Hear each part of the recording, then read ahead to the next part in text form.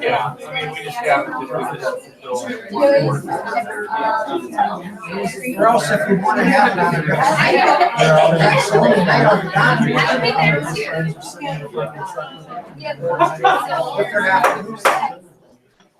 Call the meeting to order with pledge of allegiance. I'll stand. Pledge allegiance to the flag of the United States of America and to the republic for which it stands, one nation, under God, indivisible, with liberty and justice for all. All right, looks like we'll start with the Sherburne County TZD Safe Roads Coalition Award. Good evening. My name is Kathleen Haney. I'm the Sherburne County Attorney. I'm David Rodell. I'm the Deputy County Engineer at Sherburne County. I don't know if you're aware, but there's a program called Towards Zero Death. It was actually started in the state of Minnesota in 2003, and they believe in 5 different E's. One is education. We want to educate our drivers on the road to maintain safety. Second is enforcement.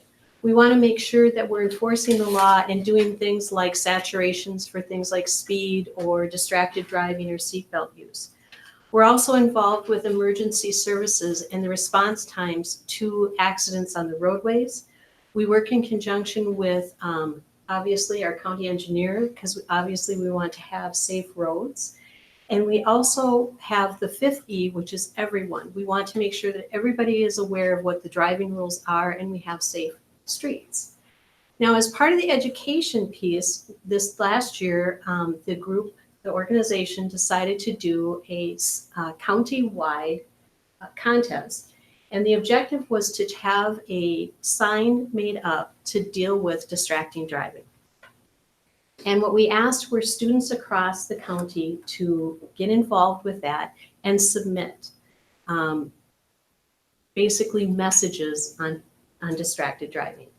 And as a result of that contest, we actually have 2 young ladies who submitted a winning design, and we would like to recognize them this evening.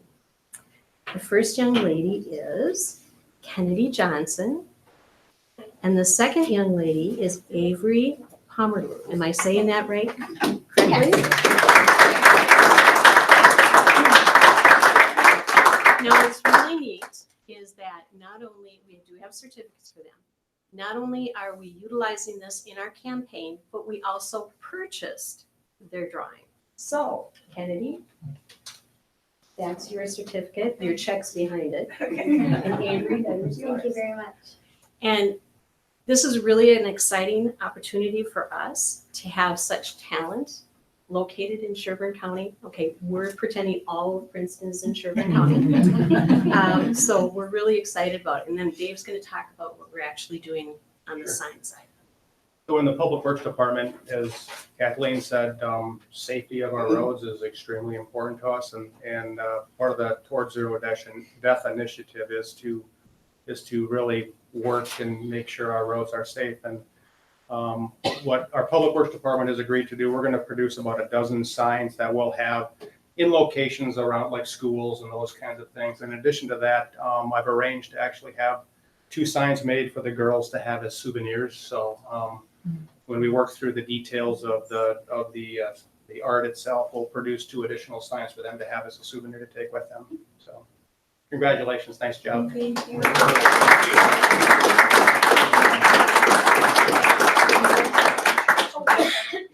Thank you so much for your time. Thank you. And for your talented young people. Thank you so much. All right. Some character chairs.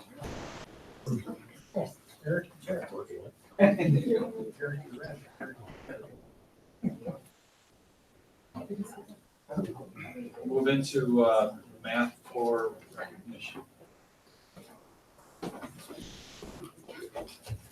Hi everyone, I'm Andrea Peppernaugh and I am the internal coach here in Princeton for Math Corps. And I'm here with 2 of our amazing Math Corps members, Barb and Shar, who are being recognized tonight for being 4-year Math Corps members, which is the most number of years of service that a member can do. And also here with me is Abby from Reading Math Corps to help recognize them too and present them with some awards. So Thank you. So it's not often that I or any other program staff throughout the state are able to recognize members for the Presidential Service Award for their 4 terms of service. And this award really shows the dedication to AmeriCorps and in turn the amazing commitment to your community and to your students. So just a little bit about Barb. So I actually interviewed Barb 4 years ago for this position. And I was looking back through our questions and it was so evident. You did great. It was so evident she really wanted to help and support the students in their community. And I'm glad that you had the chance to do that. Barb has also been very helpful with our recruitment efforts and outreach efforts and finding other individuals to serve throughout the community and throughout the state. So thank you so much. Shar, I haven't had a huge chance to get to know you, so I reached out to some individuals and how they described you as warm and bubbly. Andrea let me know that your favorite thing about work being the smiles and laughter of the big and the little kids. And so thank you for reminding us to find the joy in the small things and for your service. So this award, I'm going to give you these awards, Shar, and one for Barb. It recognizes individuals who have achieved a required number of cumulative hours over the course of a lifetime. So Barb has served over 4,400 hours to your school and to your community. Pretty amazing. And Shar has served over 6,000 hours to your school and community. So a combined total of over 10,000 hours. That is amazing. So thank you. So we're truly thankful for everything that you've given to our program and so grateful for how many students that you've really made an impact on and how in turn you've helped create a better future for this community. On behalf of AmeriCorps and Reading Corps and Math Corps and the Princeton School District, we present this award and thank you for your commitment and dedication. Thank you. So, thank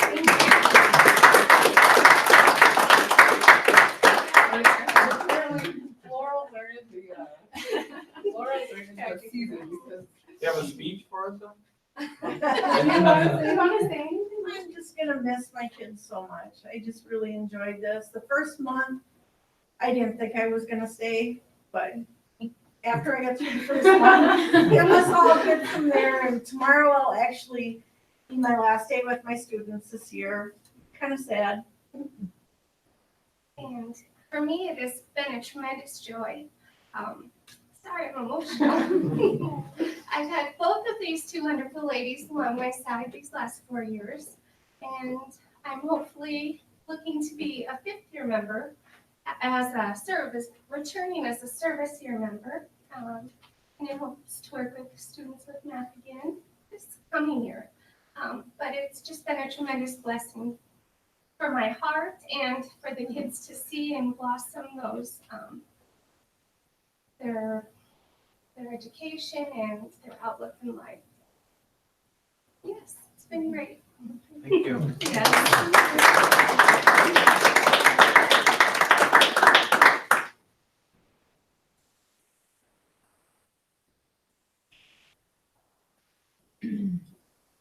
So we'll move on to roll call. We're going to show that Eric Strandberg is not with us tonight. Reports. We'll start with. I was at Red River Special Ed Co-op governing meeting and just a couple of things. They had a presentation from Lighthouse was going to collaborate for a level 4 preschool treatment program at Red River North, and depending, they're starting small, depending on how that goes, that might expand to other areas. And then they wanted me to pass on the NDE review, how helpful the district was for spaces and accessibility and calling teachers and things, and that all went well as the fiscal audit. And I was at the School Board Scholars Banquet, the scholarship night.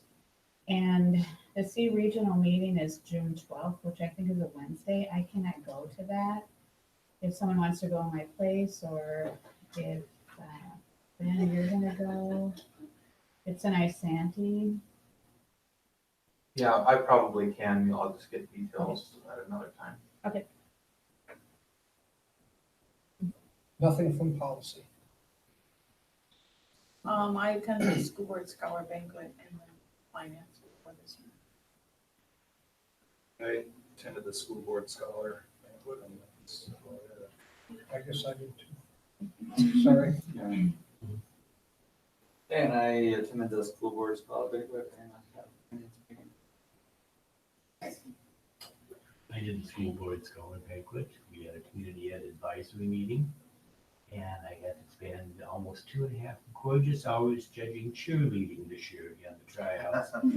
And I bring that up because the cheerleading coach Erin Johnson, when she started about 5-6 years ago, it was less than 50 kids that tried out. And 2.5 hours and 45 plus kids later, I think she has a squad. Just to let you know how that's built up and, become. How many kids? At least 45. Okay, good. And, after the first hour of the aprons, they had it all.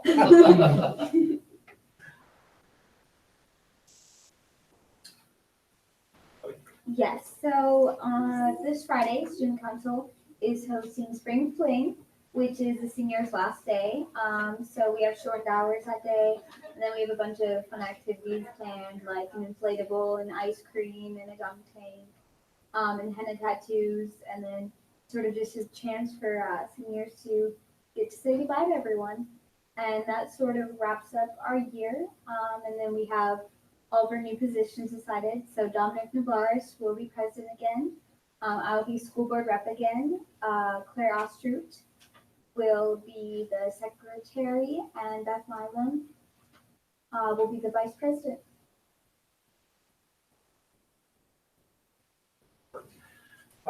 We had a great morning this morning with our high school design team. As you know, we've spent this last year with a large group of stakeholders, just exploring, what we would like high school to look like in the future. And today was an exciting day where we got together and started a process of actually designing, what that might look like. Okay, so it was a big first step for us, and we're excited to see, where that will take us into the future. And again, it's that whole idea of trying to reimagine how we do high school to be aligned with our changing world. So that's very cool and exciting. I had a great meeting recently with our kindergarten folks to take a look at our marketing and promotion as it relates to kindergarten enrollment and recruitment, trying to reset our timeline in which we get out to parents. And we're even thinking, based on research, that we need to be out communicating with families when students or children are as young as 3 years old, because that's when we're finding that parents are making decisions on where they'd like to send their children to school. We're very, we think we have a great school. It's more of a matter of how do we get our messaging out and telling our story, so people know that we're a great school. And so we're trying to segue from our Princeton Take the Tiger Pledge campaign, and we think that that's going real well to try and really improve our messaging and our climate around our district. And that next step will be the kindergarten. So we had a good meeting on that. I should say, as we end this year, I think it's just so important for us to be appreciative of our staff and our team. We could not, as superintendent and you all as board, we entrust a team of people, being one of the largest employers in the community of Princeton. We entrust these folks to do great work, and they put their hearts and souls on, and they give it to us every single day. So we got a good week and a half, 2 weeks left, and let's just, every chance we get, let's give them a pat on the back. We're gonna miss our seniors. We have an amazing senior class. We're graduating next week, so I'm sure many of you or all of you will be there, and that's always a great celebration. And we wish our students well in the future. And I should also let you know that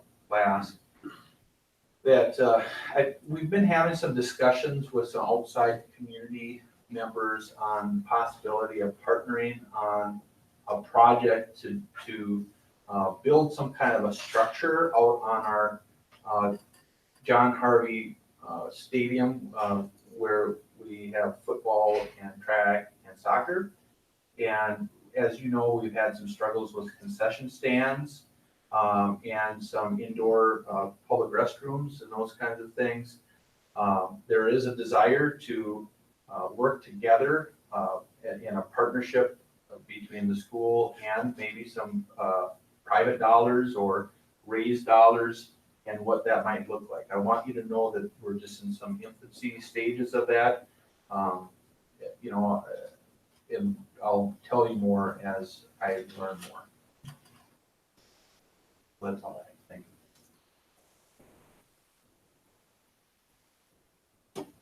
Seven, discuss and act on previous board meeting minutes. Is there a motion to approve the minutes? I'll bring it up, those are the wrong, that's the wrong minute date. I already approved that. That was March 5th, that's listed.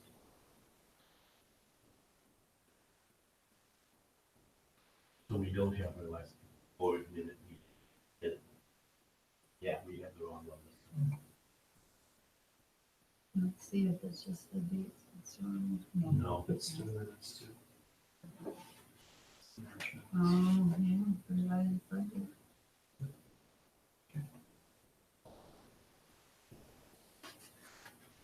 All right, so the next meeting, those minutes will be on there then. This meeting and the previous. Moving on to the consent agenda. Is there a motion for the consent agenda? So moved. Second. Second, motion was made by Jim, seconded by Howard. Is there any discussion? Hearing none, all in favor, say aye.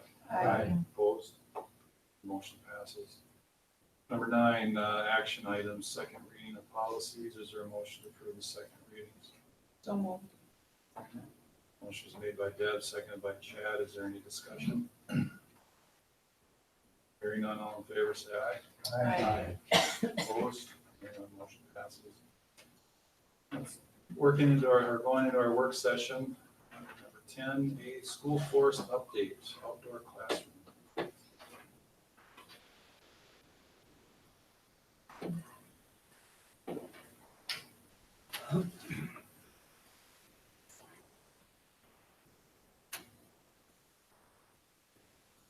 There, can we use this machine? Yeah.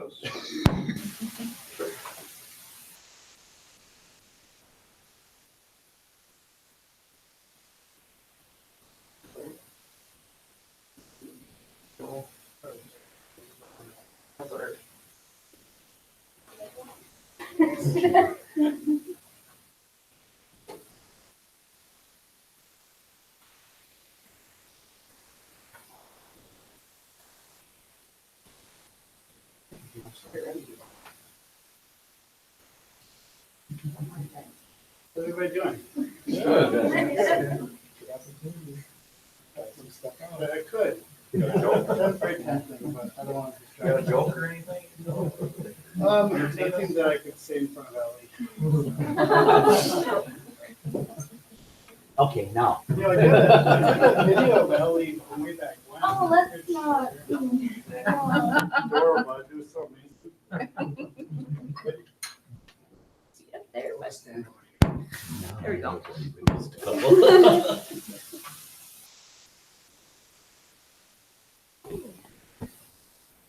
I'm Becky Pollard. I'm a fourth grade teacher, and I've been teaching here for 24 years.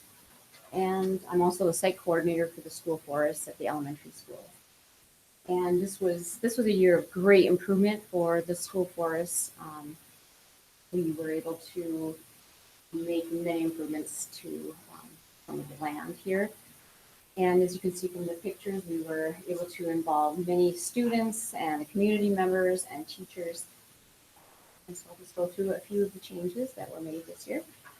To review, there are 3 sections by the elementary schools that are designated for school forest. And they were approved to use some, 2 years ago, I think the school board helped approve land owned by the district to be used for school forest so the students could get outside. And we are now partnering with the DNR to make this work. And we are now one of 135 school districts around the state of Minnesota, so kind of exciting. We have 3 sections. There's 1.7 acres in the Northwoods, that's north of the primary school. There's a section of land about a half an acre between the primary school and the intermediate school. And there's about 3 acres that's east of the intermediate school, going right between intermediate school and the middle school. So we worked on all 3 of those areas this last year, since last May. And we just got some school signs that are going to be put up so that we can show everybody that we are a school force. The first one is the Northwoods. I just wanted to share with you what happened this summer in the Northwoods. Tom Ostrud is the site coordinator for the Northwoods. He's not here today, but he did say that he's been taking lots of classes outside into that woods because of things that were done. 4 days, the Conservation Corps of Minnesota came out here to clear hazard trees, poison ivy. They mulched the loop through the woods, so you can go out there and have your classes. We have benches put out there already. There's like 3 spots. And this was funded by the Minnesota Environment and Natural Resources Trust Fund. So that's probably those 4 days having Conservation Corps equivalent about $4,500 that was donated. A really exciting one for me is this East Woods. This 4 days they came in. The first day of school, September 2018, it was pouring rain, and they worked out in the woods. They had 4 days to be here. They cleared a 300-foot loop trail through the woods. They constructed an ADA accessible path from the sidewalk to the benches. They built and installed 8 outdoor classroom benches. They cleared the poison ivy near the entrance path. And we helped get some mulch, and the students went out and spread all of the mulch with buckets, and that got done this year. And then we also had about 8 classrooms went out and helped plant 300 milkweed plants so that we can kind of get a little milkweed patch going up out there. So students are getting out, and it was a really exciting year for that. Another really exciting one for me was this native pollinator learning garden. We call it the Prairie. It's right between the 2 schools, the primary and intermediate. And this was done with Project Learning Tree grant. And my coworker, Brennan Nybor, Sue Hicks, a master gardener, Gina Hugo, a soil and water conservation district, and about 26 students helped build this garden. We planned it with them, and it's 4,000 square feet. There's about 700 plants in there. It's a migrating bird and pollinator garden. And this year we started taking kids out to help weed. I put about 30 hours of weeding in just this summer, try to help keep it going. Eventually it'll be nice and not have so many weeds, but classrooms would go out and adopt a plant and kind of help show them how to weed it there too. And then they would measure it and kind of keep coming out and checking on their plants.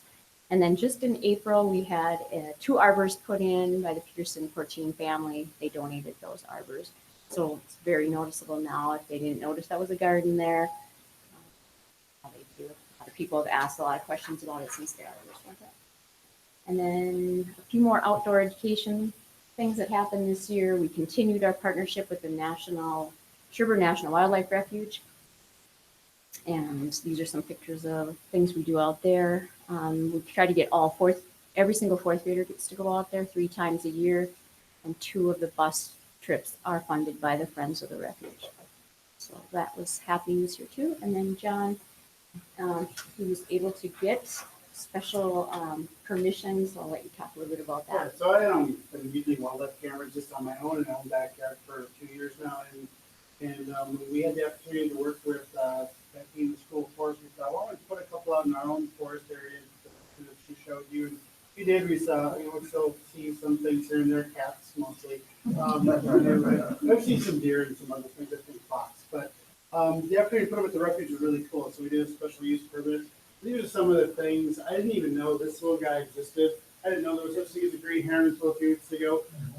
You got the great-tailed heron, the geese, which are very rare in Minnesota, the Canadian geese. They're from a whole other country. So don't encourage me. Coyote, otter, the beaver. The cool thing about the beaver is that how loud it chews. I didn't realize that, but the cameras have audio too. So there are videos of all these things that are really cool. I also want to just thank Becky publicly for the work that she's done. I think I know if we were able to have an outdoor education classroom, she would be the person. She would love to do that full time.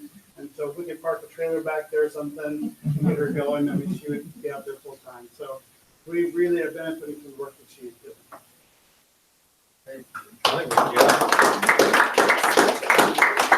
just had a quick question.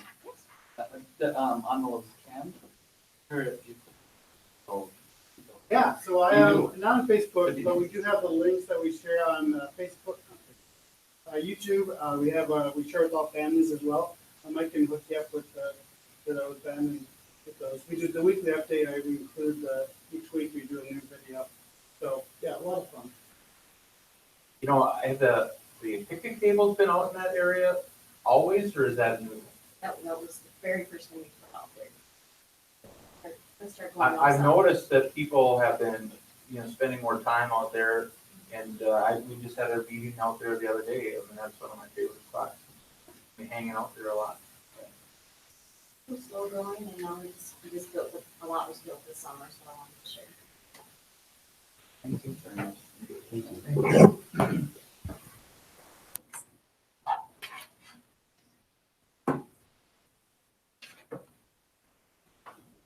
All right, community ed update.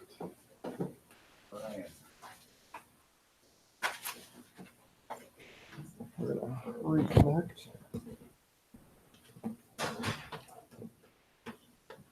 Maybe.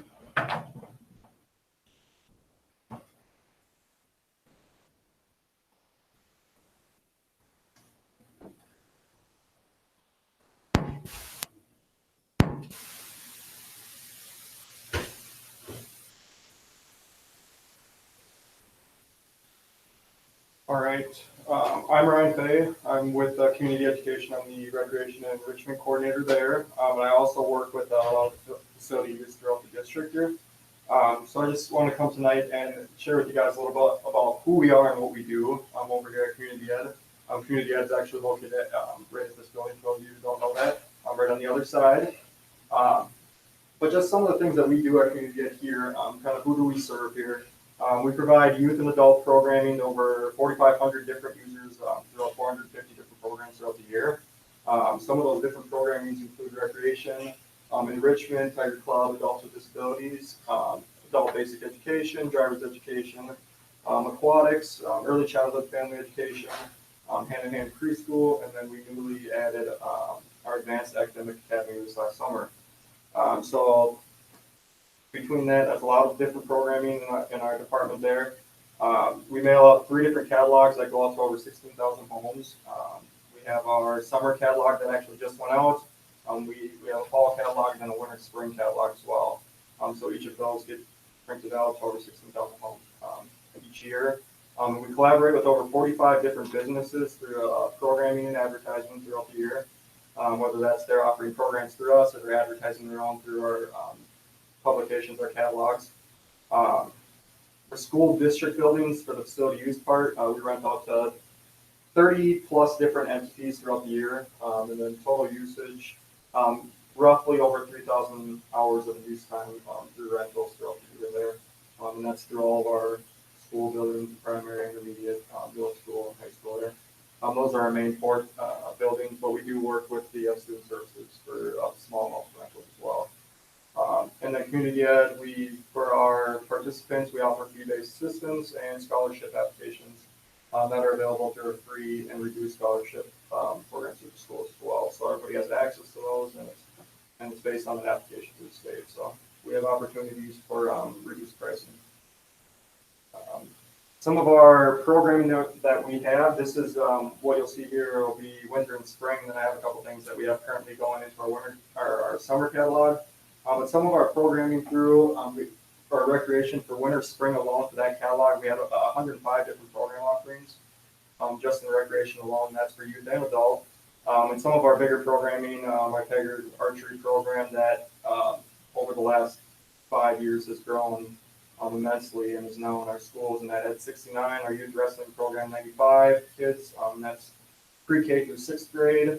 Our Tiger gymnastics program, which we've kind of bounced around a little bit these last couple of years, but we have that now back with our varsity coach here, and she offered over 23 different options for over 208 people. So that is doing very well. That is for kindergarten through 7th grade. Our Tiger Sharks program is our K to 12th grade, usually early morning or after school swim program. That usually does pretty good. And then our American Red Cross swim lessons for our level base there had over 47 different class options that reached out to 202 swimmers. And then just some of our after school programming that showed some success, 31, 29, and 19. Those are pretty good numbers for those after school. Those are typically grades K to 2nd or 3rd through 5th based on what school that they're at there. But you can see our recreational programming is fairly strong throughout the year, especially through the school-based K through 5. We see a lot more success. The 6th through 8, it tapers off a little bit, but not as much. And then our 9 through 12, because everything is provided through the school at that point, it's a little bit less as well. And then it hops back up a little more through adult programming. But some of our enrichment, and again, this is winter, spring. Oh, I'm sorry. Some of our summer, we can go back. Let's see. So this is an overview of our winter, spring, and then because right now our summer catalog just went out, a lot of our numbers haven't really filled yet. They really grow at the end of the school year here, so a lot of people are trying to get to the end of the school year before they start registering for a lot of programs. But right now we have our youth soccer program, which is pre-K through 6th grade. That is 206 kids. They're actually probably outside right now if it's not raining on them. But 206 kids, that's pretty good. We're co-oping with the local association on that, so which is Princeton Youth Soccer Association. We have our T-ball program, which is also out there, that has 87, and that's 6U and 4U for age limits on that. So we have 87 little Rugrats out there running around. So that's great to see too. And another bigger one that we had, our spring basketball, if you guys were aware of our high school program, the success that they had this year. They took about a week off before the coach went back to work. He was trying to get more kids into the program. So it's 4th through 8th grade program had 24 kids already signed up and playing again already. So that's good to see. So that's some stuff that we have, and we have more than 105 programs in our summer catalog coming up here. I want to say over 150 coming up in our summer program, and it's our biggest catalog and most busiest time. Our enrichment for some of the winter, spring stuff, you can see the numbers are a little bit less. We do have a wide variety of programming. Winter and spring is a little bit slower, but again, in the summer here, it really picks back up with programming. We have our Spanish programming, babysitter certification. I actually have another class coming up in summer here that's already full, and it's not for another 3 weeks, and it's full at 16. Couple science classes that we have. Our Paramount day trip there that has 29, that's our senior trip. We have 2 more trips upcoming here in the summer that are also going to the Paramount. Both of them are, and one's already got 15 people signed up for that. So for those trips, they take a coach bus and they go out to eat. One is going to be one's at Coyote Moon, and one they eat at, probably no, I can't think off the top of my head. Yeah, that's last week. Jack and Jim's. Yep. So one eats at Jack and Jim's, and then one eats at Coyote Moon. And then they go and they see a play. One's a musical. One's a music performance. One's a Neil Diamond show. So they'll go and see that as well. But those are great opportunities for those people that they seem to love it. They will always ask for more trips, and get pretty good numbers for those. Soap making and first aid there. Some of our classes that continue to run and see success there. Some of our other bigger classes that we have, we work with the Historical Society in town, and we run if you've heard of Pioneer School, they put a big sign out there as well. We typically run 5 sessions of that, and those fill every time. We already have, I think, 2 sessions that are full right now, and they don't start until between June or the start time of after the 4th of July. And 2 of those classes are already full. That's a popular class for sure. Yes. Just a quick question. Have you ever thought about like the Chanhassen Dinner Theater and Guthrie going that way? We used to, we have before. We've done both of those in the past. We've just been going with the Paramount because the last times we've been doing them, the people who are on there request what they'd like for their next trip, and it's usually a show that the Paramount has next. Okay. And our last, I want to say, 3 Paramount trips almost filled. So it's kind of like, let's not fix something that's not really broken yet. When we get to that point, we have gone to the Guthrie and Chanhassen before though. Yeah. We've gone to Old Log too, we've gone to Plymouth Playhouse, we've gone to a place in Bloomington, Day Trippers, we've gone there too. So we have no problem changing up, we're just kind of on the roll right now with Fairlawn, so. And then another big enrichment program that we have in the summer, drama camp, which I'm sure a few of you are aware of. That both we offer a session in June and a session in July, and that'll be for Mulan Junior. And that total between the two can house 114 kids, and we will get 100.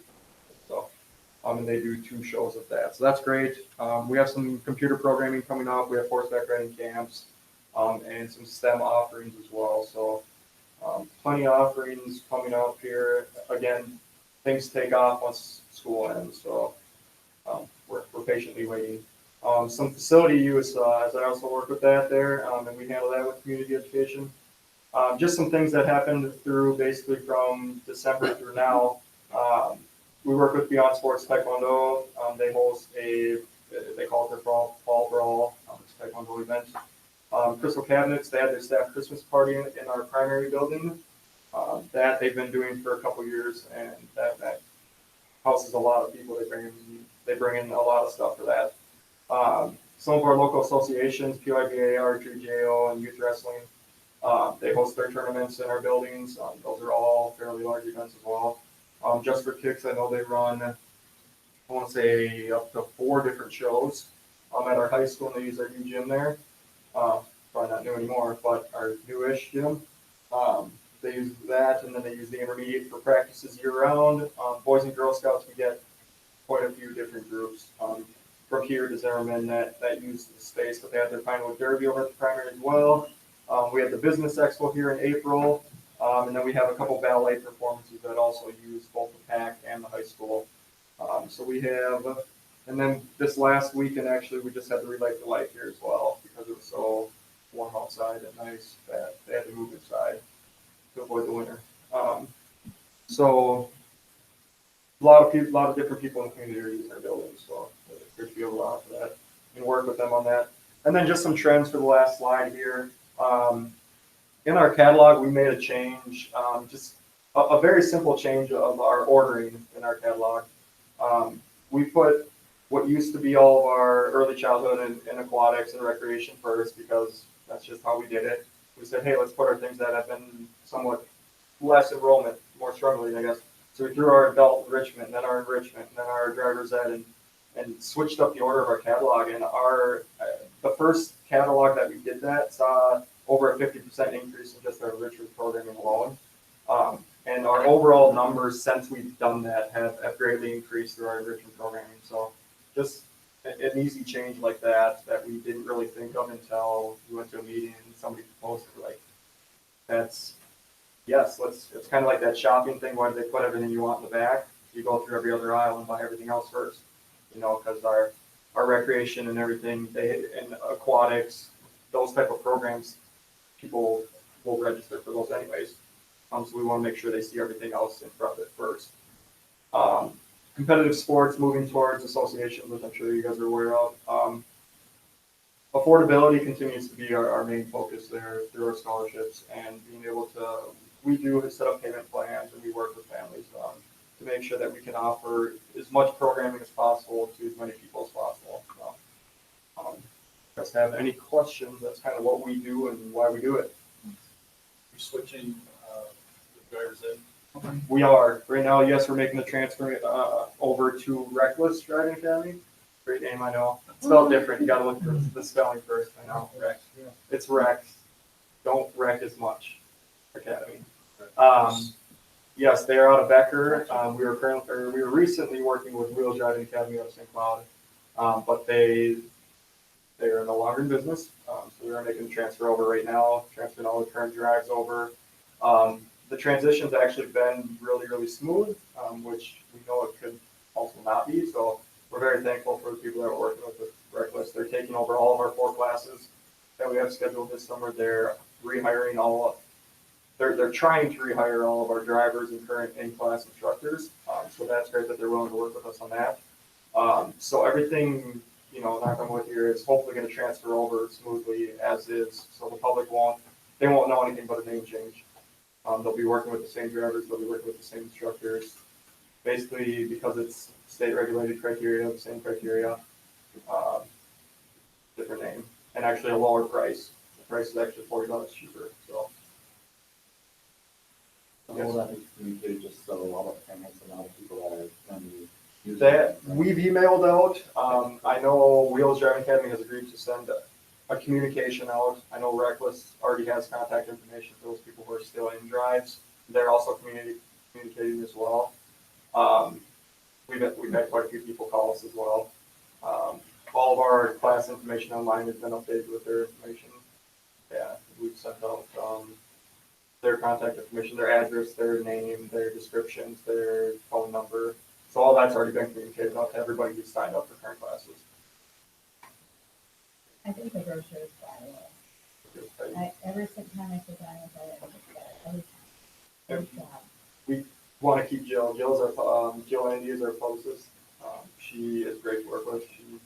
She does get better each time. But you have to put the contact. Well, it's Appreciate that. All right. Thank you. Thank you.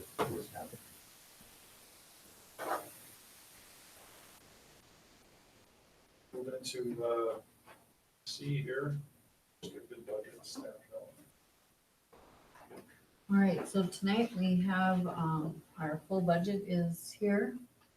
I've broken it out by restricted, assigned, and then we'll talk about food service, community ed, and those categories, and then we'll get down to the unassigned. Starting with restricted staff development. This is pretty much the plan that we talked about previous when we looked at it a month ago. We do have the literacy coach. We posted for that, and I believe we have a candidate for that. And we also pay for in staff development of technology integrationists, data analysis, and positions like that. We do our back to school professional development next year coming. For the all staff day will be Rick Olson. That part of the staff listened to last year, but this year we're going to have the whole staff, including our bus drivers, attend. And then it's just the staff development that occurs under licensed, non-licensed, having a little bit of money set aside just in case we have some additional opportunities during the year that might not be noted, and then building allocations that we do each year. And then our partial district staff development day, 50,000, we made that decision to take 50,000 off of the unassigned area each year. And then we still have in fund balance the original 80,000 that we talked about, should we absolutely need it to keep us above that 10% mark. So that's why that's off to the side. So staff development, there are no surprises. Our estimated fund balance coming into 2019 will be about 214,000. So I think the big idea with staff development is you're gonna see less contracted out with a company called LSI that we've used in the past. And we're redirecting those dollars more for internal staff that's here all of the time. And then we are using some of those dollars to offset some of our adjustments that we're making to our budget.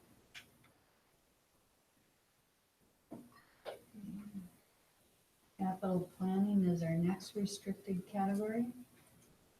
In capital, we were able to, with your permission, to do a variance of $200,000 for the next approximately 6 years. We were able to budget in for playground surfacing at our intermediate school. Currently, the playground, around the playground is mud and dirt, and the mud and dirt comes in the building at a large rate. So we're trying to reduce the mud and the dirt, which lately seems kind of impossible, but we're gonna keep trying. So That's 25,000, that we budgeted here. We have van aging out, planning 60,000. Handicap accessible vans are pretty expensive, so.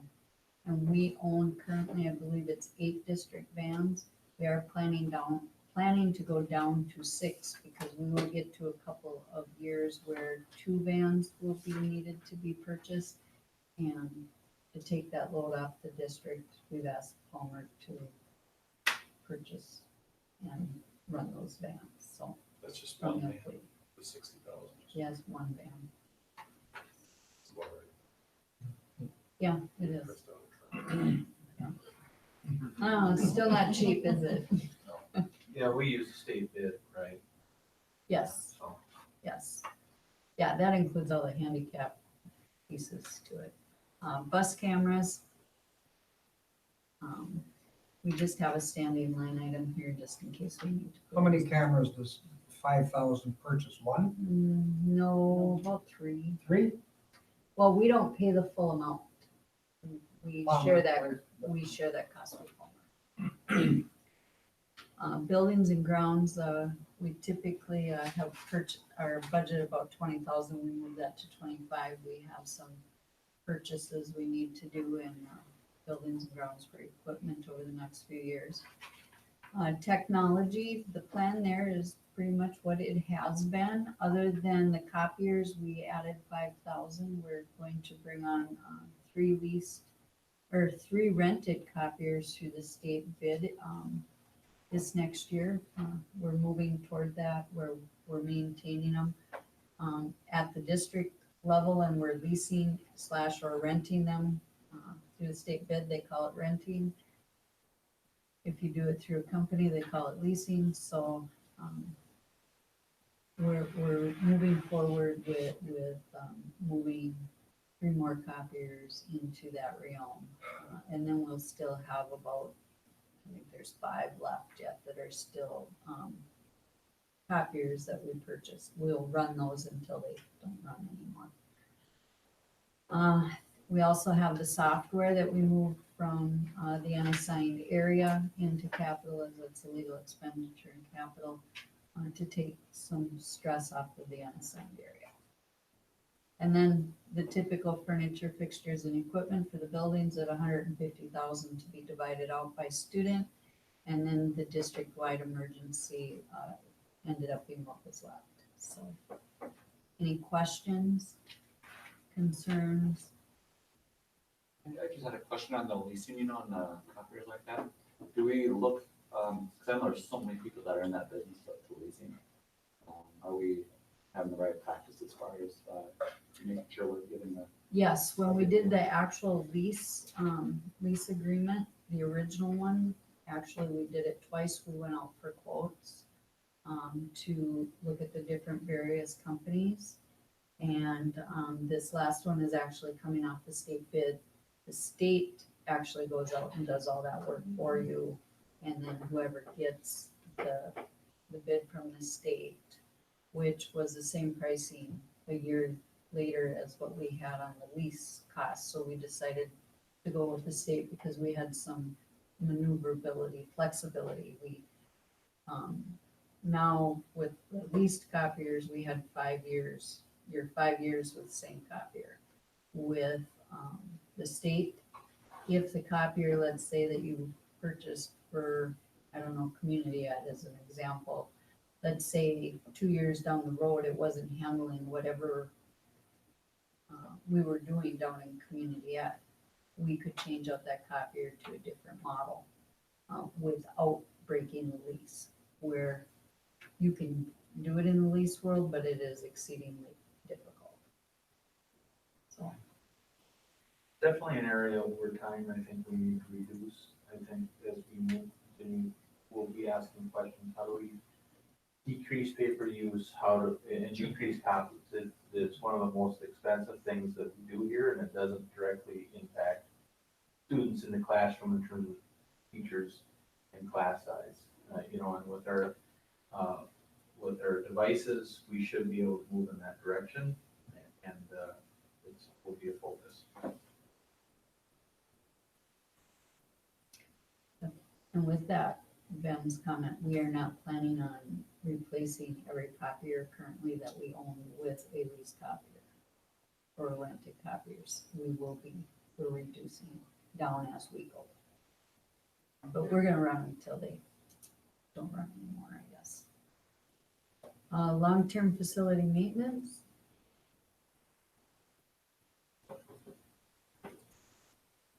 Okay, we have the $4.5 million bond, the items that we're doing with that. This year is our year-to-year fund in Fund One. So we have a number of items now that we are planning to do this summer and next June. At the intermediate, first of all, health and safety, we spend anywhere from 135 to 150, 55,000 a year, depending on whether you've got the state fire marshal coming out or not, so it varies. So we've got a budget there in all of the health and safety categories of about 145,000. Then per school items that we're doing at the intermediate school, we've got the maintenance garage. On the side of the intermediate, we need to replace the roof there. It's not a big roof, so it's not a large amount of money. The media center at the intermediate and the north computer room, we're gonna replace all the carpeting. And then the ground maintenance by the playground, where we're gonna be putting in the asphalt to reduce all of the dirt coming into the building. We will have to do some dirt work there. That dirt work can be paid for out of LTFM, so that's how we're breaking that up. Down the line, the primary school parking lot is atrocious. Yes. I think something has to be done there. That is on the list. Okay. And as it prioritizes up, it will be done. Okay. It's just that we felt the intermediate playground because of the amount of students that are on the As playground. long as it's on the list. Yep, Yeah. it is on the Okay. list. Absolutely. Okay. Middle school, parking lot, chip sealing that parking lot, it's about 55,000. We're currently working on, lighting at the middle school. We have done the core of the building. We plan on, continuing that process through the rest of the building so that the lights are updated and work appropriately. They're with the building 20-some years old, and the technology that came in with the 20-year-old building needed to be upgraded. In some cases, we're not able to turn on and off lights, so now we won't have to do that from the main switch as we upgrade to the new lighting. So we're doing it little by little, so wherever 50,000 takes us this round, that will continue and probably will continue next summer. So we finish the entire building. Paint and acoustical tiles in the main gym of the middle school. The high school, we have tuck pointing. That comes around every few years. I believe we did significant tuck pointing at the high school the first 2 years I was here. So, we're 4 or 5 years later, and we need to do some more tuck pointing. That's just part of that brick, upkeeping the brick. It never ends. We are also gonna carpet the office area at the high school. That also has to do with, the high school principal plans on putting in some new furniture and stuff. So we'll have a new look to our main office this fall at the high school. Repairing curb and ADA access, that probably will not happen until next June, but that would occur there. And then chip seal and repair the Smith Systems Road, the section that we own. We don't own all of it, but there's a chunk that we own there. From the gate to the stop sign. Yeah, well, I'd have to physically see it, but yeah, I believe it's the first stop sign. So that's not a municipal street, the whole going through? No, we own the piece between the tennis courts and the building, that's ours. And I believe Smith Systems, I think Fairview owns the next section when you pull out of it. I could be wrong though. So, That really needs to be done. Chip seal in that Oh, whole yeah. section. yeah. Because of the buses. Buses really. It's terrible.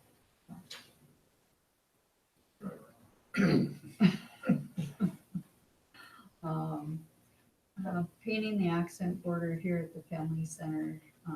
We do have a big HVAC project for this family center plan for this next year, but most of it will happen next summer. So we thought we would paint the accent border on the outside, I believe it is. Student services, there's some gutter replacement that's gonna occur, and that's after we replace the roof and windows that are on the $4.5 million bond. So we added that little bit to it to keep the water flowing away from the walls. And then we have our yearly maintenance costs, which is basically anything that costs $1,000 to $5,000 to fix. And then our emergency maintenance, which I call it anything that's 5,000 and over, or in most cases, when Keith comes in and goes, this went down, it's a $20,000 bill. That's usually between 75 and 100,000 a year in emergency costs that we come up with, so. Hopefully that will start to be less as we're able to repair facilities with this long-term facility maintenance money. Any questions on LTFM? Going back to the chip seal, what do you mean by that? Chip seal, so do you know where the holes are? They go in, they dig them out, they patch them, and then they put a seal over the top once they get down through all of that. I believe that's my understanding of it. Who does that? Well, like Rum River Asphalt, there's your asphalt places.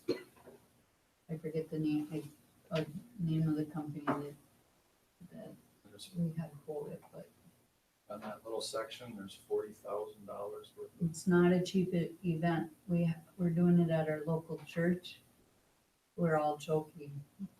People are going, why are you doing this? But we got big holes and, yeah.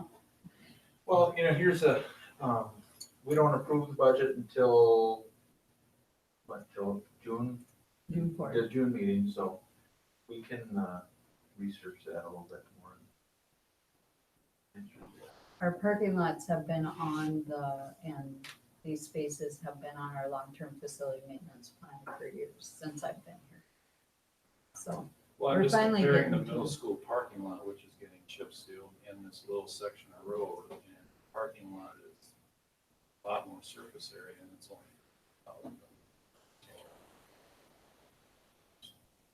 I mean, it could be That how, told me you could be it a could really be good drive how up. bad the holes are on that.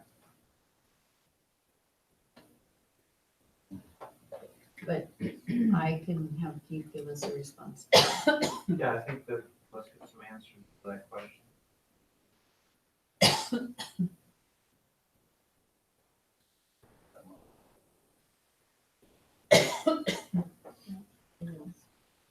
Okay. Sign budgets, are we ready for that?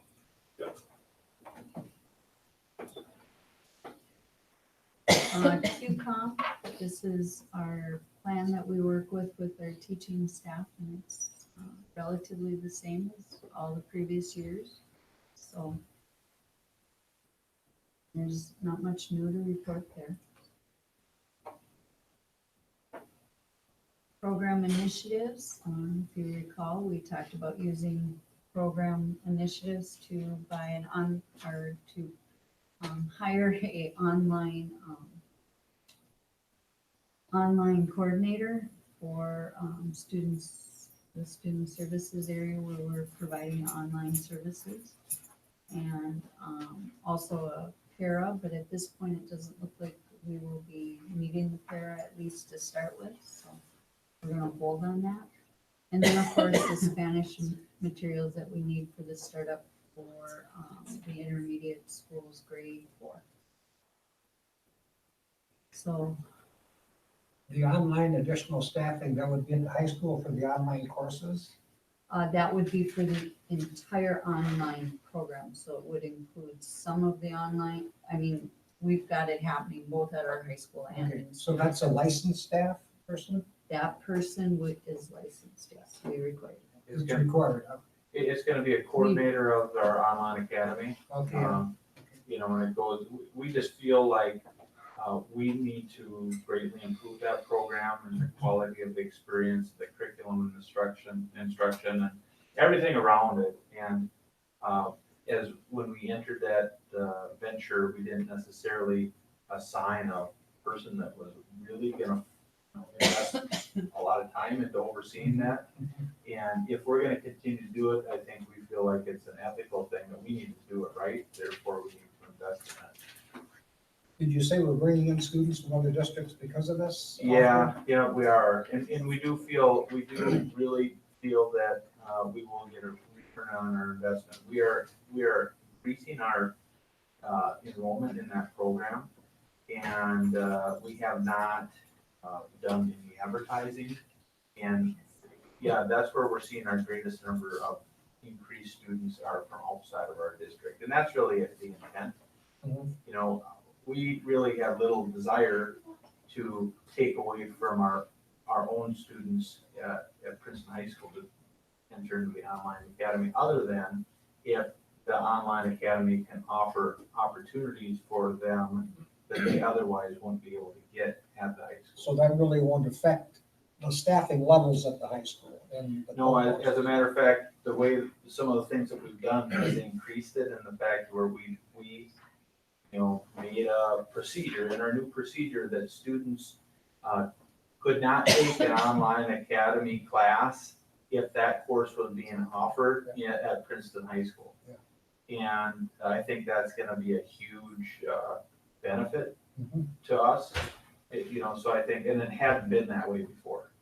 So before, if someone, wanted to take English 9 that we offered, they could take it online. We're saying, no, take it at our school. Plus, I believe they could take the test at home if they wanted, if they wanted to. They wouldn't have to take the test in school, from what I understand. This year that changed, you had to be in classroom for your own class. Okay. Before you could stay home, but now there's supervision. I would say that program has every year evolved greatly, like constant learning from our experiences, learning from mistakes and those kinds of things. So I think that we're gonna get there, and this coordinator is gonna be big. Now, will this coordinator be sitting in, like at the high school, for example, in the online room, or can we have a para sitting in? Well, no, the intent is to really not have, to not do it the way that we were doing it before. We're not gonna assign, we're gonna have a room where students go, but they're not gonna be assigned a period, a period to go to. So anytime a student has an open period, right, then they would go to the online, suite, if you will, that they would need to take their online course, and then we would have that monitored. And that would be through this coordinator and taking advantage of our media in the media center too. So we're going to try that out without hiring a para. So we're gonna see, because originally when we talked to the board, we discussed about getting a para in addition. Yeah. And right now, in working with Mrs. Muckenhern, she feels like, the space that we'll likely use is our media center, and we would be able to utilize the services of our media specialist that's in that room, in addition with the coordinator that would be in proximity in that area as well. And really, I remember we also, I don't know if you heard that when we were talking about the opportunity of bringing more students. Right. It's a great opportunity. Improving the curriculum, I know you mentioned doing that as well. Yeah, I'll be honest, every time we dig into it, we uncover more questions too. One of the questions that we're going to be trying to discuss around more is, equating FTE to, online, and comparison to that, those responsibilities to the teacher in the classroom, you know, with students. You know, so there's some differences and we are gonna figure that out. No. Yeah, because at one time, apparently, people would register for a class, and they find out who they had, then they drop the class to take it online, so then the instructor would be sitting with 12 kids instead of 32, because the other ones were taking it online. That's why that was one of the changes. And one of the things that was brought up, I know this happens at college, because I had a friend do it, he'd take a class, and intentionally just take the test, get all the stuff, not do well, then maybe take it again online from the same instructor with everything, crack the 4.0, and just, you know, paid for 8 credits instead of 4, which I thought was online, you can play games, and we're learning how to catch them. Yeah. So I guess, because I know there's a full-time teacher in that online room, rather than teaching, she's just sitting there. Yeah. And It's that's not- such a waste of. It's not gonna be that. No.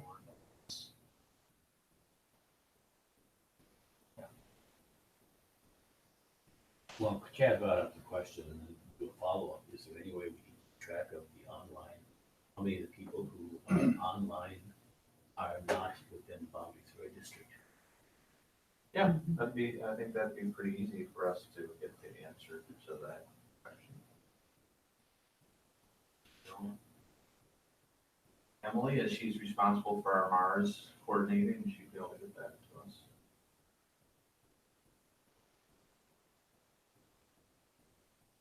Shall I want to continue? Okay, any other questions?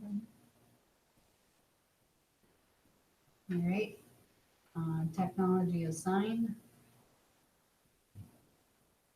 Yep, easy. This is for those that are paying for the internal insurance, as we call it. We did reduce that rate, so we're not gonna bring in as much revenue. We haven't been spending the amount of revenue. We don't wanna be charging parents more than we need to.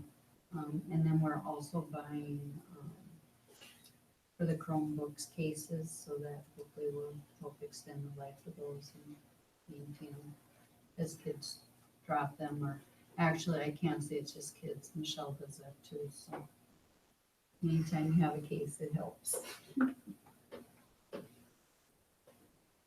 Building improved. Recommendation here is to close out building improved and pay 1 year for Spanish immersion teacher for 4th grade. And then move that fund balance that would be left there into whatever's left there into program initiatives in full. So actually everything we move everything to program initiatives, and Spanish immersion will also come out of program initiatives. So when you see it at revised budget time, it will look different, but that's what we have recommended to us, and that's how we have budgeted, so. Any questions, concerns?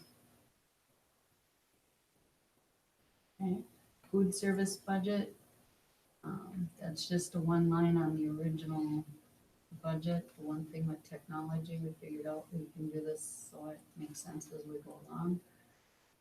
We're looking at a little 1.7 million in revenue, 1.8 in expenditures. We are looking at reducing a high school 2.75 hour position due to participation levels at the high school.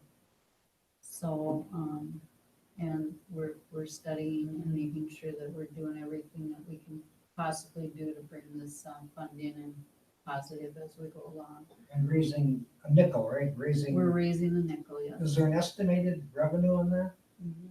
It's, I think it's about $10,000. Not like it's loads of money. So, Yeah, I think the one thing that I'm gonna mention, then I want to make the connection to our next topic, which will be long-range planning, is that we are seeing a decreased number of students at the high school participate in lunch. And the reason that we're hearing is that it is difficult for them to get through the lunch line in time to actually have a quality experienced lunch.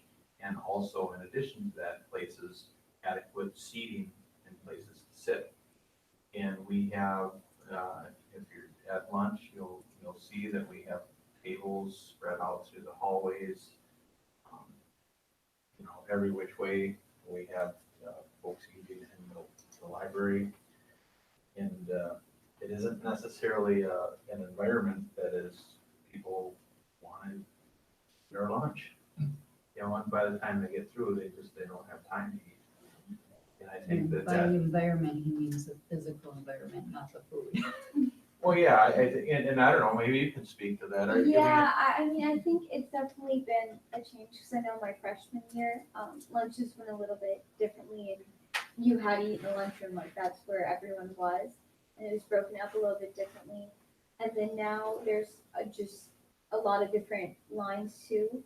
So I know when a lot of people, like, they see how long the line gets, they usually go to the little sandwich station and they'll have like a bag of chips, and they won't eat like a full meal. And I know it's sort of difficult even to like communicate things, like when you have tables set up for different clubs or stuff, everyone's just spread all over, so you kind of have to run around to communicate. So it can be difficult. I know, like, usually when I go to lunch, like, we don't get in line right away. We usually try to wait it out a little bit until it clears out, but it can get pretty congested. Well, it's 25 minutes to eat Yeah. for hundreds of kids. Yeah, so I mean, maybe we can pick up on that conversation when we get into long range planning, because we're talking, we're gonna be talking about our future of our facilities, and, that definitely is a variable that might play into our discussion. The community ed is the next fund. We're looking at about 1.4 million and 1.5 in expenditures. The big change in community ed is that we did put half of a custodial person back into the community ed fund to be funded out of there, since the family center is all of Fund 4. So you can legally charge some of the costs of Fund 4 utilities and maintenance to Fund 4. And that caused our variance to be a little larger than it would have been, but community ed has a strong fund balance, and typically we do much better than what we show. We budget conservatively, and we usually come out okay. So, no rising concerns there. The building fund is Fund 6, which is the $4.5 million bond. At revised budget time, we showed that whole $4.5 million in the budget, but going into 2020, we will only be paying part of the budget out in 2020, so we did our best to estimate that. Keep in mind that the pool project started already and is estimated to be done shortly after the beginning of July. So most of that project will be paid in 2019, and that was one of the largest, it was the largest project in the $4.5 million bond. Also, the next largest project is the family center, and that's the heating and cooling project to be done there. We are currently working on that, and that physically will not happen until next summer, so it'll be in June, July, and August when we're doing that. So that is why that number looks so low compared to 4.5 million. We will also probably garner a little interest as we're going along, but we're not showing how much, because we don't know yet. Debt service, that's our typical house payment, and also now includes the $4.5 million bond that we have to pay off. So no surprises there. Now, if you go, when it says unassigned budget, I believe the original budget summary is just all of our funds together. If you click on the second one under that, you should see the breakout for all of the areas in Fund 1. And the very last line of the top box is, indicates unassigned. That is our unassigned area and the one that operates the district as a whole. We're at 34 million in estimated revenues and about 35 million in estimated expenses. We're just short of $1 million at 940,000 there, negative variance, which is where I wanted us to end up. I did go back to Ben and Jason throughout our budget process and say, well, what can we do here? What can we do there? Because as we get over that $1 million mark, I get a little more concerned. If you hit worst case scenario or even partial worst case scenario, the answers the next year are different. And if you're over $1 million, it's really hard to bounce back from any of that. So I'm comfortable with that number. And in that number, of course, we, due to number of students in our buildings, we are 2 staff people different in K5.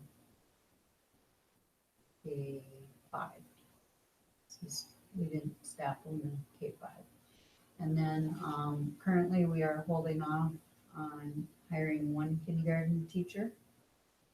We are at 195 right now in kindergarten enrollment, and we budgeted 220. So the budget is showing that the kids are going to be there and that we're going to expend money, but what we're not seeing yet is the kids in the enrollment. So we'll keep an eye on that, and hopefully that number comes up and we're back to where we believe we should be. Well, the 220 was lower than what we had in the past. Yeah. This is one of the lowest birth rate years or number in our census that we had to drop from ever. It's kind of a national trend too. Yep, you are correct. So, anyway, we're being cautious. So, and you saw the movements for software and for staff development and the community ed pieces. We also added, so we took out, 2 staff because basically the kids, we just don't have the students to support them. But we did add an additional 1.5 special ed staff. But we did have offsets in regards to that, so. We are in good shape, so there is a budget explanation in there that you can peruse at your leisure. We do have to have a fully approved budget at the next meeting, and at the next meeting, we'll just have this all as one line item. It won't be broke out like we have it tonight, so. Any questions, concerns?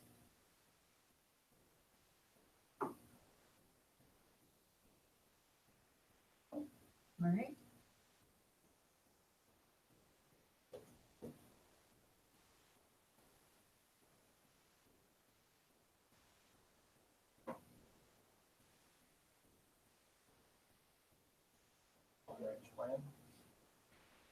Okay, so this is our opportunity for the Long Range Planning Committee to share an update with the entire board. So this is going to be a joint communication with everybody that's on the Long Range Planning Committee. Eric Stramberg is on that. He's not with us, but who else is on that? I know Howard. Yeah. And Howard and Deb are on that, and they and Michelle and Jason and I, have kind of jump-started that committee, I guess. As if you remember, we had the 4 board-level committees, and we were trying to get the long-range one up and running. But for the most part, the focus is on long-range planning, specifically with our facilities and our building and grounds. And really, when you're looking at long-range planning, any decisions that we make now, we kind of think like that's 5 years out. So that's why we need to be thinking, because anytime that we were gonna go into a venture of a big project, if you will, that it would probably take 4 to 5 years to complete that from start to finish. So anyways, if you remember back a little history lesson, which I wasn't here, but you were, the board had a study group, a large study group where you involved many, many stakeholders to look at the facility needs in the district. And throughout that process, there was a list created of all of the different needs across the district based upon what stakeholders' input was. And each one of those items had a price tag to it. And I believe it was probably in the hundreds of millions. I don't know. It was probably a lot of money. It was a lot of money. A lot of money. Let's just say 100. And I think that throughout that process too, then they determined through studies what potentially would be supported by the district. And I believe it was right around the $30 million mark. And so what they did is they what? 9.5. What was it? 29.95. Okay. So, you know, I guess, you know, they go down and they draw a line, you know, and they say, well, everything above the line, we think that could be supported, and that's what we're gonna go with. Well, then, you know, I'm guessing that back then people have said, well, what about all these other projects? Those are pretty important too. And the thought was, you know what, we gotta do what we can do now, and then we will revisit these things over time. And I even believe what I heard is that, you know, it was even said in about 5 years or so, we'll retake a look at these, and the board will convene, you know, possibly another study group to see if we would, you know, move forward on another project. Okay, so that's some of the history. And then also we all as board members and me as superintendent, a lot of people are talking to us, share their thoughts and their concerns and what they would like to see, all of the constituents that you represent. And so we listened to that, but when we talked about that at the Long Range Planning Committee, we really thought that it was going to be important for us to base any decisions that we would make on not what people get in our ear on, but data, if you will. So what we discussed is what are some of the things that we would need to do to come up with the data we would need to make some decisions. So we did a demographic study, and we'll open that up and go through some of the highlights here in a minute. That's linked to your board packet. And then we also had a presentation from on our facility needs over the next 10 years and some of our space issues in the district. You know, so we have multiple data sources. We have our facility study. We have our demographic study. We have the list that was created over 5 years ago. That's data because that's what people in the community indicated that they wanted. We have some data that I've shared with some of you just through meeting with the Superintendent Advisory Council that I have with students and sharing some of the stories, the day-to-day stories that we have from them on just some of the space issues that they have. And just, you know, getting through the hallways and those kinds of things. We hear stories about lunch, for example, that we heard today. So that's all data. So let's talk about some of the data that we received. And why don't we start with this document here. It's called it's the Long-Term Facility Maintenance Plan, LTFM. And this looks a little different than the one I think that Michelle had listed in the into the budget documents. This has over the next 10 years, a detailed summary on if we did the projects that we feel like we would need to do in the next 10 years, what would the price tag be on those? And, you know, right away, I'm just gonna go to the bottom right-hand corner. They're projecting about $43 million in projects. And that's broken out into the building envelope, roof systems, building hardware and equipment, interior surfaces, mechanical systems, plumbing, electrical. So you can kind of see that. And Then you can also see what each building would have. You're gonna see that the high school and the middle school will have the highest dollar amounts, with the high school being the biggest, about 18,751,000. So that's in terms of, you know, and I'll use the analogy of, you know, we all have vehicles, right? And everyone has to make the decision at some point of, you know, how much money are you willing to put in repairs and maintenance every year versus getting a new vehicle. And I think that same analogy would hold true with any thing related to, you know, buildings and those kind of. So now maybe we can jump to the demographic study, and that is, you can open that, and that's just in a PowerPoint.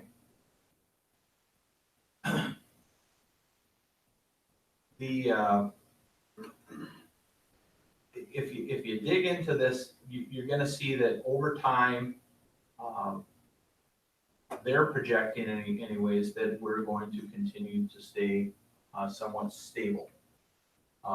You're not gonna see growth in the projections, you're gonna see stability.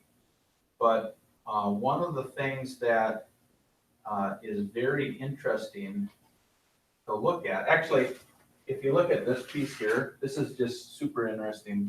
Every one of these dots here, that is a household in our community that has school-aged children in it. Okay, so we've been able to identify that.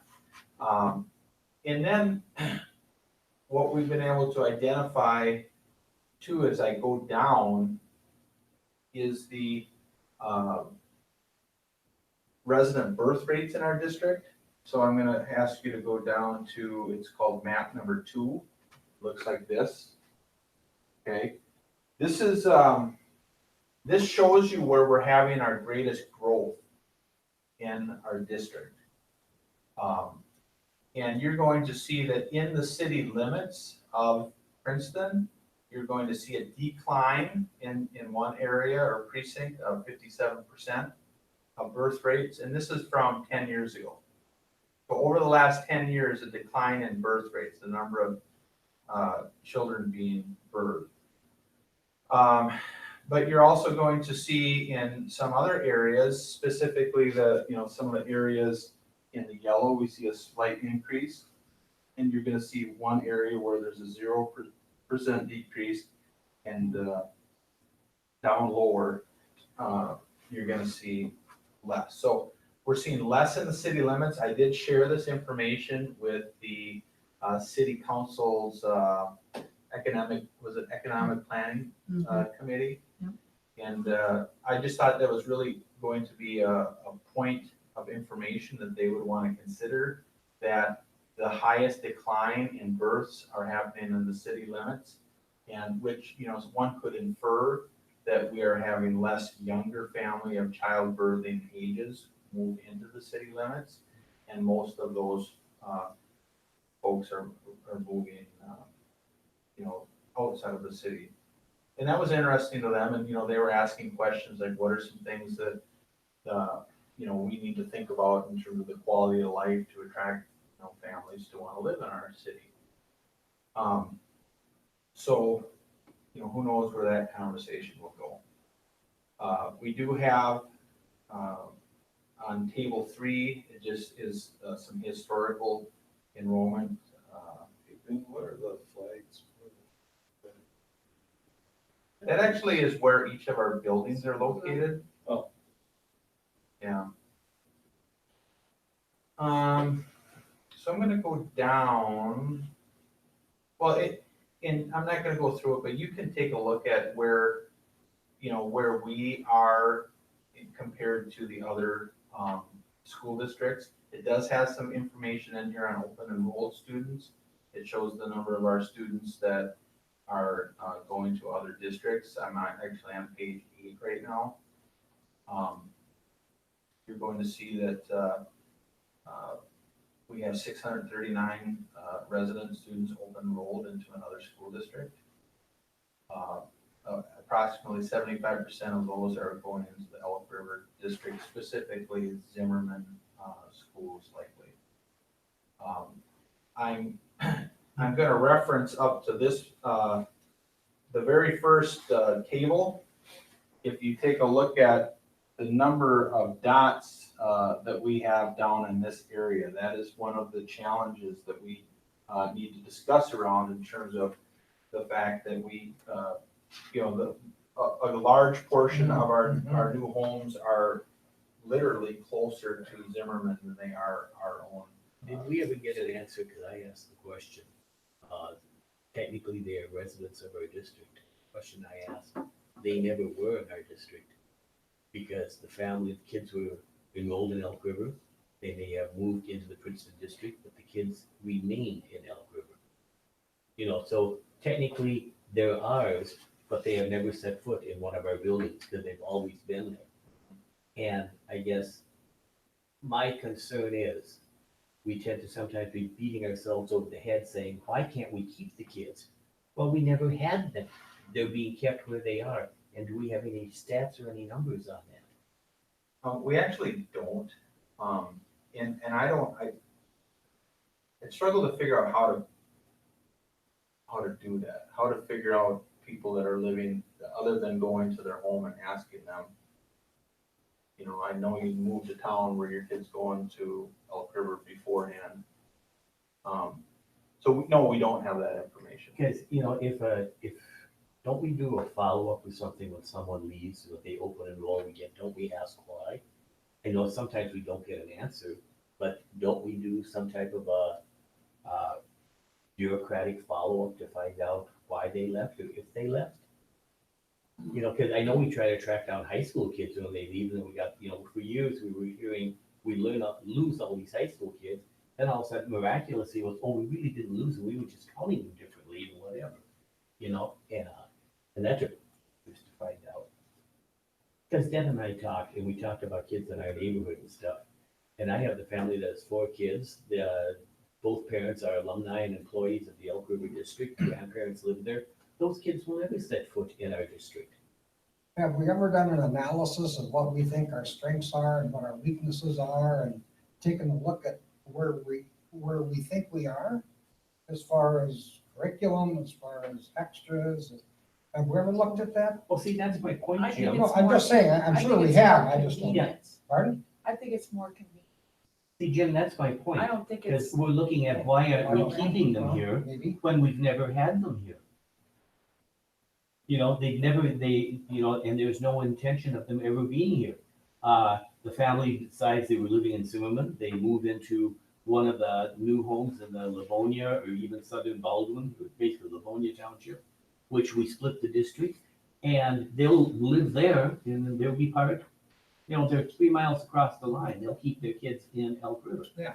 Or even if they're in my neighborhood, they'll keep the kids in Elk River. Like Deb says, it's convenient. They drive the kids, drop off the grandparents, they work there, they bring them home instead of having them.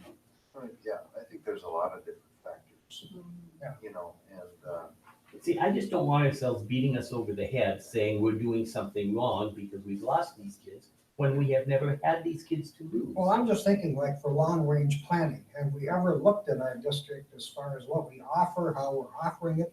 Have we looked at what we think our strengths are? And we do that every single Yeah, day. That's is like there, what I mean, we're is doing. there, is there a document as far as a listing of what we think our strengths are, what we might want to improve? Is there a way to communicate this, what we're finding out? Well, right now, what we're trying to do is reorganize our whole system really by coming up with an organizational structure that's based on the 3 big focus areas. One is called our climate and culture, our student learning, and our multi-tier systems of supports. And trying to create a participatory leadership model where we have our district teams and we have site teams that mirror that. And those teams will be creating desired outcomes or goals, okay? And so it's for student learning. We're gonna have 3 to 5 to 6 goals that can be measured that we're going to present to the board hopefully by the end of this summer, that we will have some areas that we'll be able to check in all of the time. In terms of what do we feel like we're good at, and I mean, that, a lot of that is we try and showcase and market that every single day. But to your point about, beating ourselves up, my intent of sharing this isn't to beat ourselves up, it's just more factual information and data. Certainly, what the term that we use here is called market share, which means that if you have 100% of the students that are living in a house in your district, what percent of them would we have enrolled in our district? And of course, our goal would be 100%. I mean, we would want 100%. There's all kinds of different variables. And we don't have quite as much of this as maybe other communities, but we do have some. We have, parochial schools where there's faith-based, and that's important to parents and families, and we respect that. And we have, folks that will homeschool, and certainly they have that choice. But I think what you'll see, and I'm actually going to jump down to this document here, which is on page 9. This talks about market share a little bit. This is just for our primary and our intermediate school. This will show you, out of all of the students in these particular areas, what percent of those students are attending our school, okay? So you're going to see the areas in maroon that's anything kind of close to that 80%, from the folks that we're talking to is, good, not great. I mean, certainly we want to get more of that. And then the areas that are in more of the orange, you can see that, in some areas we have as low as 50%. But I also would point out that in some of those areas, there is really not that many families that live in that area either, which would, make the data look a little different. But what's concerning is the 59% one in between the 78% and the 59.5. It's a pocket right there on 169. Okay, I wonder why it goes down. Is there just more people that live in that area? So the numbers. It might be skewed. Here's what's interesting, and let's roll to the next one, because you're gonna see this picture here is for the primary and the intermediate schools. So if you go down, look at it's a little different for the middle school in terms of what that looks like. And then go down one more and go to the high school. Now that pocket that you're referring to in high school, look at how high that is. Right. Wow, yeah. But, so I think we could infer then that maybe some of the newer families moving into that pocket, and I'm just making a hypothesis, younger families sending their children into elementary are, based on this data, we could make some assumptions that they're sending their children to the Zimmerman schools. But for some reason, the high school students, the high school level is coming toward us. But you, in that area, you've got Crowd Lutheran, you've got a couple of small private schools in that area that only go up to grade. Yeah, that's a variable too, and thank you for pointing that out. If there are, the parochial schools, a lot of them only go up to, 6 or 8. So that would hit the other schools, not the high school. But I think this is just good information for us to have. Now, I think we bring this point up is that if we continue to get better as a school district, which we're going to, and we get better every day, and we market ourselves and we tell our story, the idea is, how do we capture more of the market share, right? So, that's a piece, because our numbers are based upon the students that were being enrolled, which is approximately 75% of the market share. The numbers that are in parentheses, is that the Mm-mm. What is that? Might be household. Number of households, okay. Yeah, because the numbers weren't adding up. Yeah, it can't be students.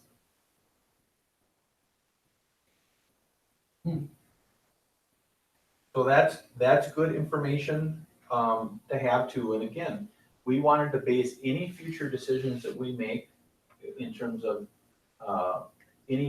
the next steps for studying facilities, we want to base it on data. We have data on the enrollment, and the demographics. We have data on our facility studies.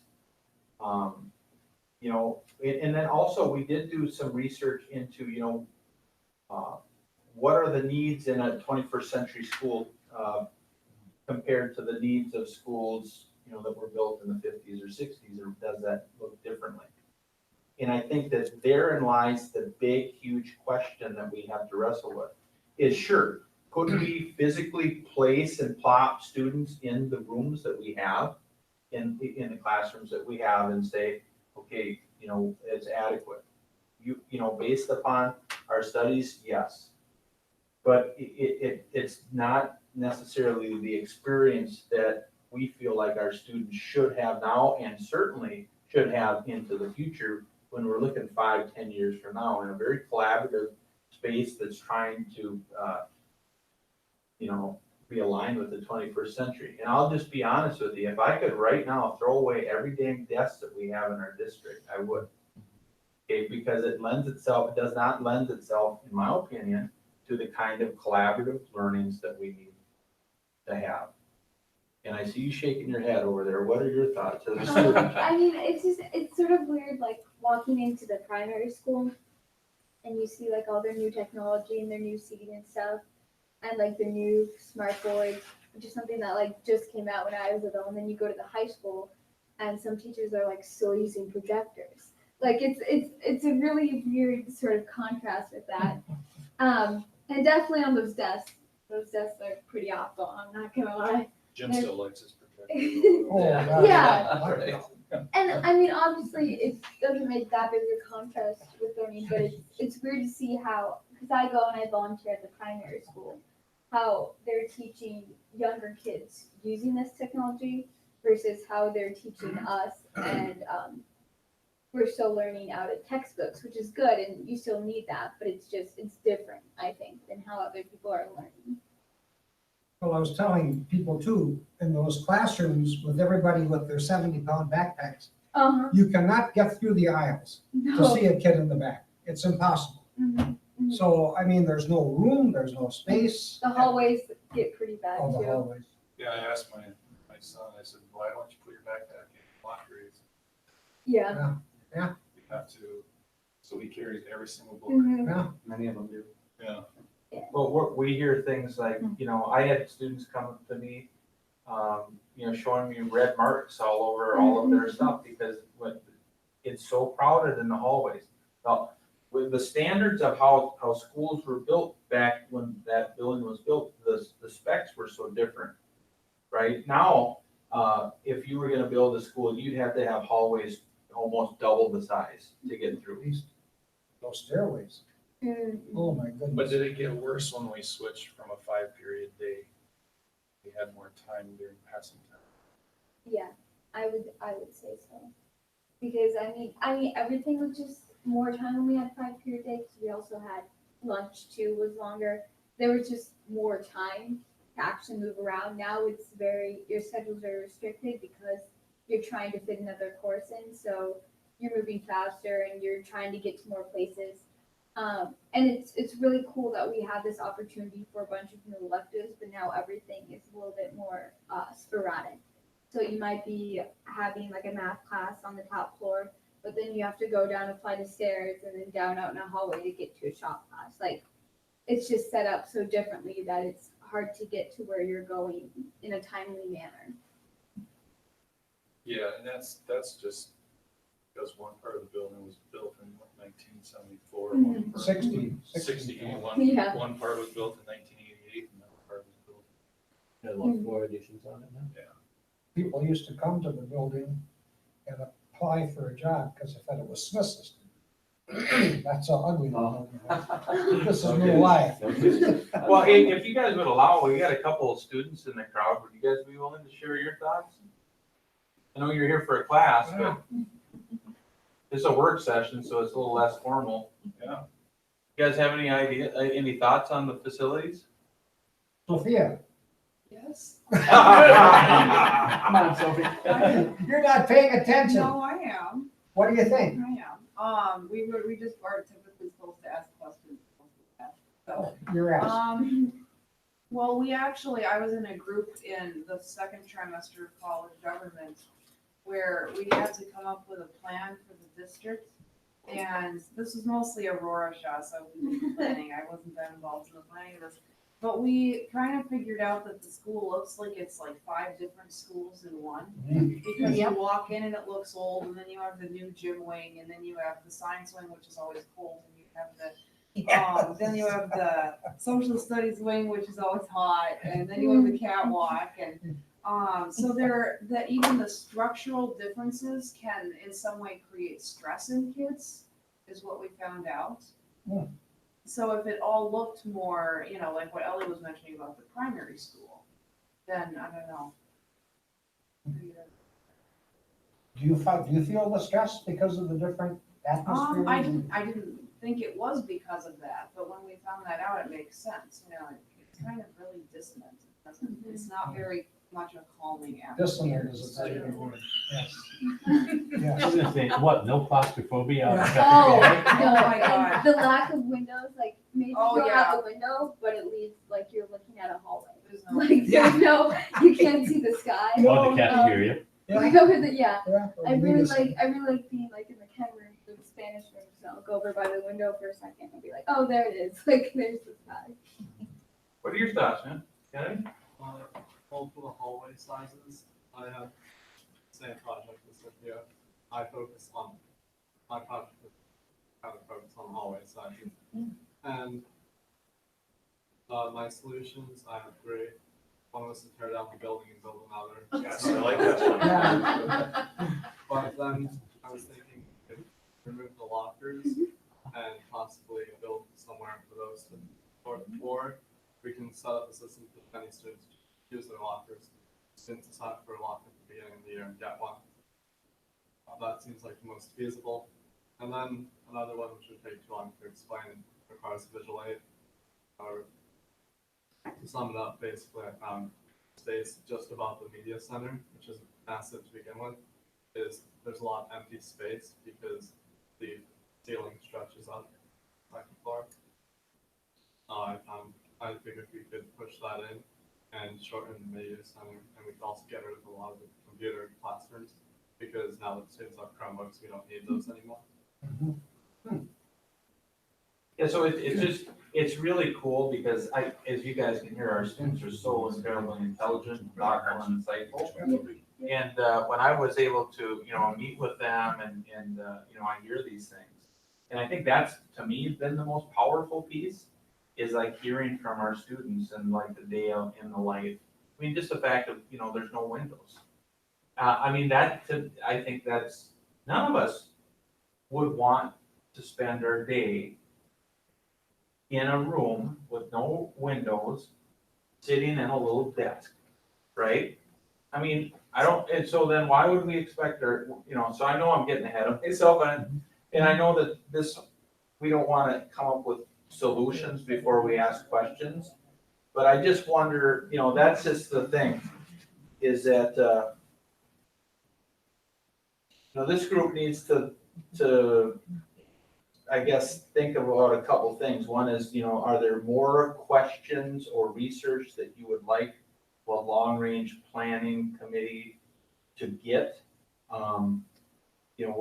Would there be more information you'd like us to seek out before you would, want to discuss this again?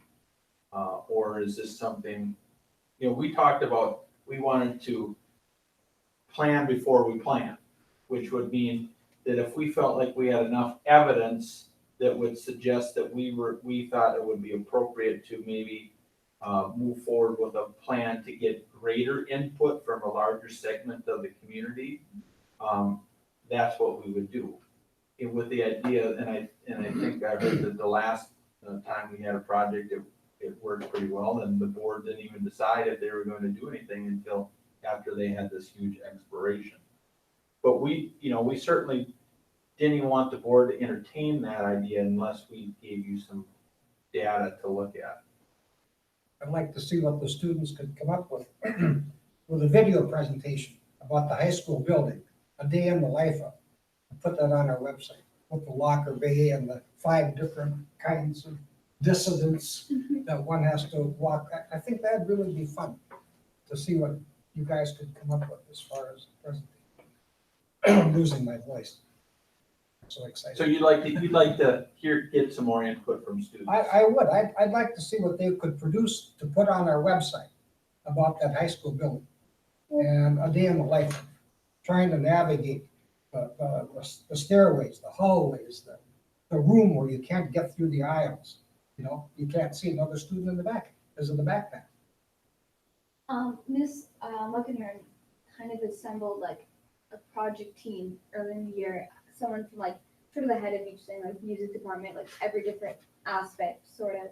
So that's something I can bring up to her if she'd like to take that on. I know we're having a meeting this Thursday. I think it would be good to put on the district website. I mean, eventually, just as an idea.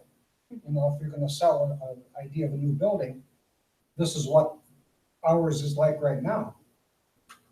Would definitely help show the need, and if they were to present something like that, it would show. Well, it'd be coming from our number one resource, and that's our kids. No. But it would just show. No. Yeah. We're not there yet. Well, I think that there's a difference, we need to think this through between the board making a decision to, create an exploratory larger group versus, then once that exploration groups would happen, I would imagine they might want to do lots of videos and things in with students. As far as, I scrolled down as far as the enrollment goes, and maybe I can refresh my memory, but we did a survey probably 6-7 years ago, and it actually showed enrollment going down. Now it shows that enrollment is staying steady. No, it's going down. It's a slow. Which one are you looking at? It's at the very. Age 13? It's not taking the deep dive that it was at that point. Right. Right, Right. it's a slower. Well, I mean, that's good. Good news. Estimate. And you also realize, that's just numbers on a paper, that's not the impact that we actually have on people, because, we've been supposedly going to be decreasing each year, and we've turned that around the last 2 years. We've been stable, we've increased enrollment this year. So, Well, there's hopefully our trend will be to maintain enrollment and slightly grow. That would be. the piece that, getting more of our market share is a huge piece to this. Then probably our biggest unknown that we don't know is, how much more development is going to happen in terms of new homes, those kind of things happening in our school district. Well, there's a new development. Yeah, and that could potentially be when we asked for this demographic study to happen, we did, there's different levels to how intense this was the basic of all basics, right?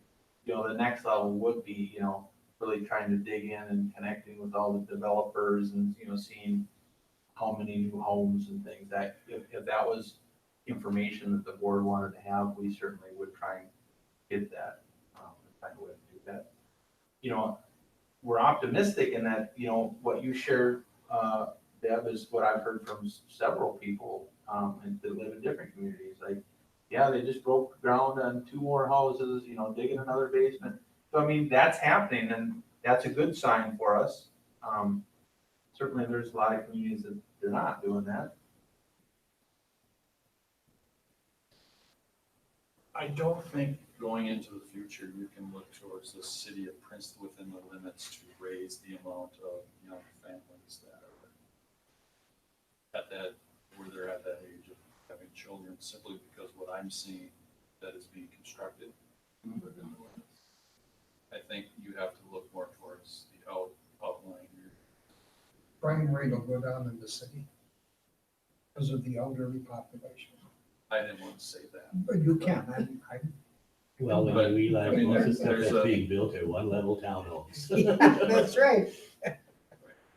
And there's also, I don't know, if it's a done deal, but south of town, kind of behind the area of the old Trent's building, they're talking about a 55 and older apartment complex. going in. So, Yeah, I hear you there. The only thing that might be a variable that would possibly be different is sometimes, some of the, homes, that some of our seniors live in town, if they were to move out of those homes, and, if they move out of that home to move into some of these senior complexes, would be opened up, then it could be considered a nice starter home for a young family, potentially. I don't know how much of that will happen or not. Well, that's the thing that's changed, because there was the issue for a long time that for young people living in town, there wasn't affordable housing. There was single-family homes or apartments. There were no apartments. There still are few apartments. That's what was even the talk about when we were hiring staff. Young staff would live in Elk River or St. Cloud because of the housing availability. Tried to find my son an apartment with a handicapped access. Did you put your name in already? I did. Yeah, I'm handicapped enough, I'll tell you that. So I guess the intent here tonight was just to give you an update on a few of our meetings that we've had, share the data with you. You have it linked. I'm using data. Yeah. You have it linked. You have this document here. This document here is listed, and it actually gives us every single classroom. It has this on here, and it has a map, and it will show you some information in terms of the number of students that could potentially be in those spaces. So it's good information, and I think, just really, board's gonna have to decide what we're gonna have to do. I would tell you that, not to put pressure on, but the longer we, wait on making decisions, like, let's say hypothetically, the board said, you know what? We don't think we can move on any kind of new big renovations or whatever that we would go for a bond to do, right? And say, then I think what that would tell us is we need to problem solve and find ways to fix areas within our schools, for example. Like, I think that our media center at the high school needs to have some major upgrades. It's one of our most populated areas throughout the day. It's, and we have to make some big improvements there. Now, if there's the idea that we're gonna potentially go out for a big project, then we would say, well, we're probably gonna not do those projects, because that would happen in a larger project. But if we're not gonna do anything, then I think we owe it to our kids to come up with some ways to improve that. And those are some of the things that, we're not gonna wanna spend money in the next year or two on things that we would just tear out and put in new a few years down the road. So, In that capacity study, but they kind of summarized some general notes. So for example, under the high school, too many small inefficiently used spaces, media center needs to be modernized for today's high school needs, just some real basic, which is good information for board members to. is that on this very first page? On the very Oh, the last one, page. okay. Yeah, that might be a good one for everyone to It's look a at. good summary. Yeah. Intermediate gym is too small. Plain and simple. It was built in 1960. Mhm. Well, yeah, and like the unused spaces, Cafeteria is too small there. just the fact when they did some of the remodeling, they did the best they could at the time with what was there. Right. And, some, some of it's infected. One of the things that was, because we did have some experts at our meetings, Wold and, ICS. yeah, and ICS, it's, Vaughn was there And Ryan, they were real clear that, this isn't like a tear down the whole building, build a brand new, it's not like build a brand new high school.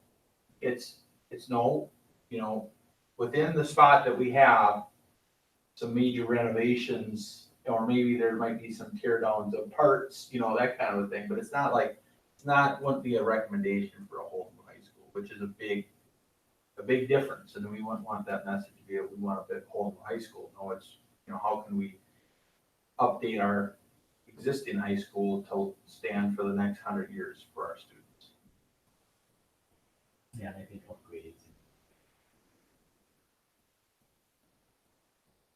Okay. So, is one of the actions then to just to find out what those need, because clearly, I think if we can show the need and the desires and all that, right? Then we can start putting action on what we think should happen, right? Yeah, what I would say is, if this group wanted the long-range planning committee to review a process potentially, or to see if Get more input.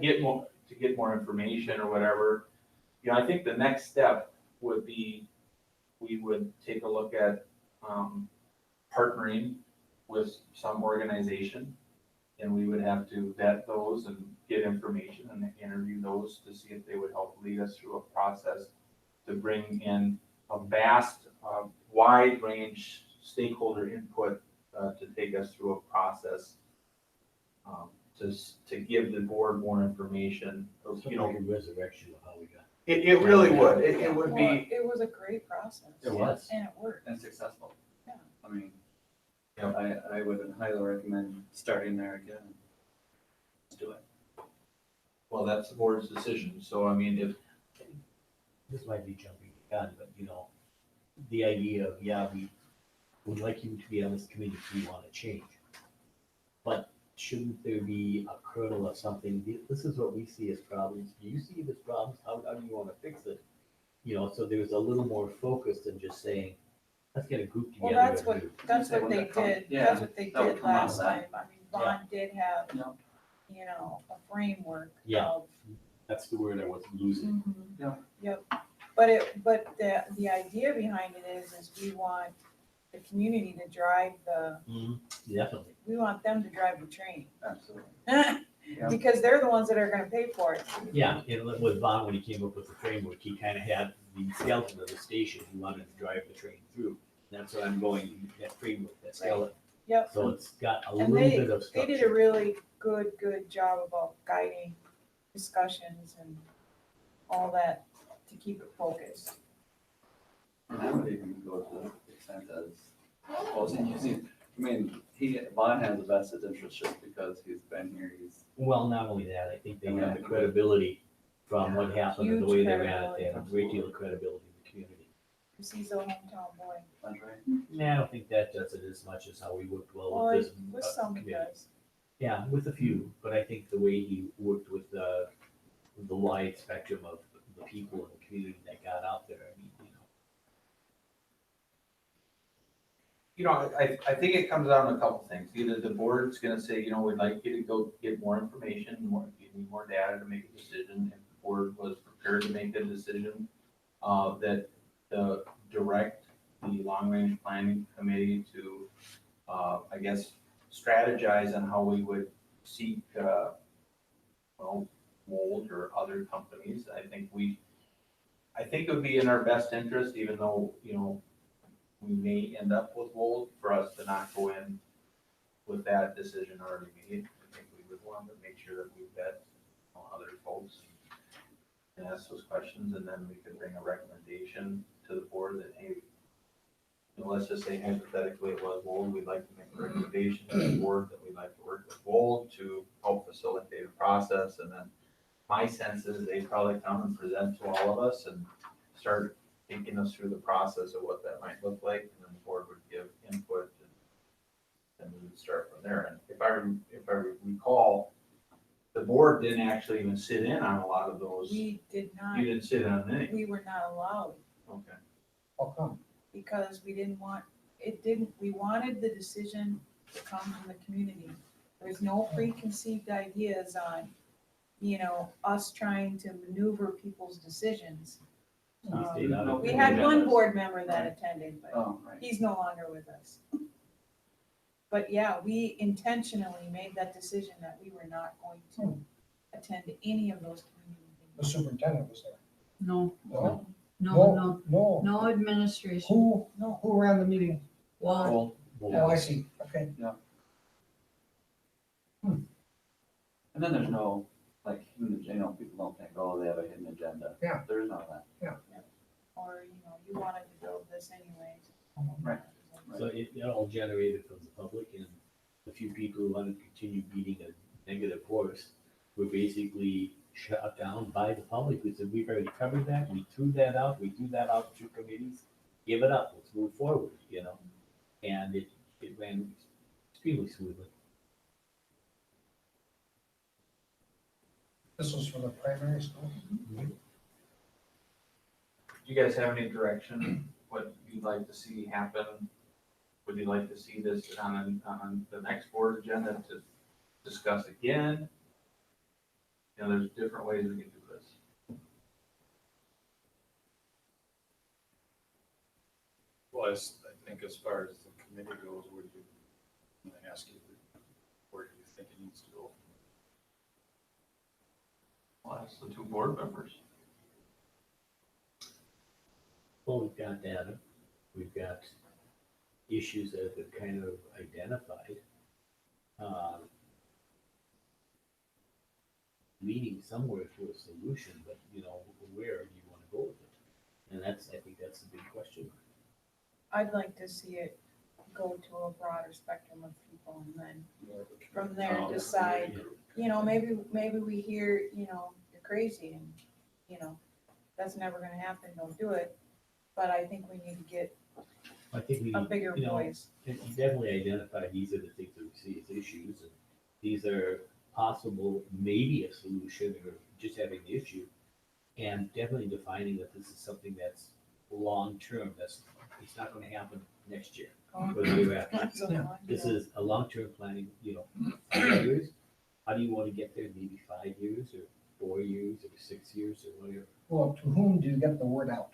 I mean, do you go to different meetings like Ben's been going? Well, we'd to, have or- to, we'd have to decide how we were gonna hire to help us go through that process, I guess. That would be the start, because one time for, I don't remember which one Because this yes, was. we did do It, 80-some meetings, we did presentations at. But not the board. Well, I That did was as the board board. chair and Okay. But I think that was after the. That was board had after we made- had a The plan. board took a I vote see. to say that we're going to bring a vote to the public. Mhm. And that didn't occur until after they went through this long Yep. work with Wold. Right. You recall it how was long that like was? eight months, Okay. something like that.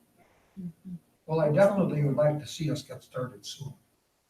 That's my own Well, that's what, let's just hypothetically play it out. Let's say in the next couple of months or a month, we say, you know what, let's vote to enter into an agreement with a company like Wolf. Okay, well, then that starts a process that could be up to a year. Okay, and then we're talking a year out where the board might potentially say, you know what? We'd like to bring this to the voters, the public for a vote. Well, that's gonna be however many months out. And I would imagine that people would want to take a look at, when's the best time to bring that to a vote. And then, vote happens, yes or no. Let's say hypothetically it's a yes.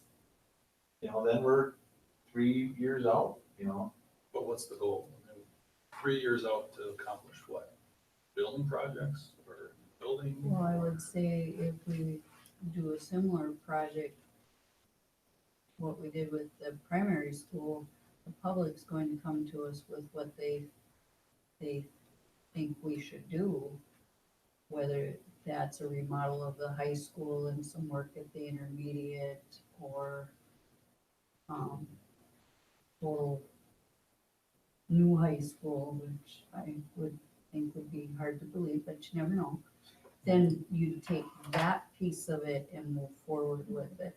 But they'd become to you to ask Plus there the will be. board to move it forward then at that point. And there are some leftovers, the last building project, that people said, well, you know, we let this drop, can we look at it again? Field house. Well, that was the list that Ben was. Well, I would think that that would, in our messaging right away, would be the list that was created over 5 years ago It's a from. starting point. As, yeah. I guess I'd recommend that we don't make any kind of hasty decision tonight. I think this is one of those things where we wanted to just talk about it, we wanted to get some information. If Eric and I can talk, if it's appropriate to bring as a discussion item again at the next board meeting. And at least open it up, and after you have some time to sleep on it, think about this, you might have more questions. You might want long range to go get more information. You might say, well, we'd like to have a survey. There's any number of things, but let's just not make a decision. The community may say, just did a project, Right. it's too Right. soon. Well, not only that, we just did a project, but lots of old buildings are renovating them, did this, and do you want to do more now, Although the one nice thing is, I think I said it before, Kurt, don't buy another old building, look at something new, which is kind of a nice idea, Yeah.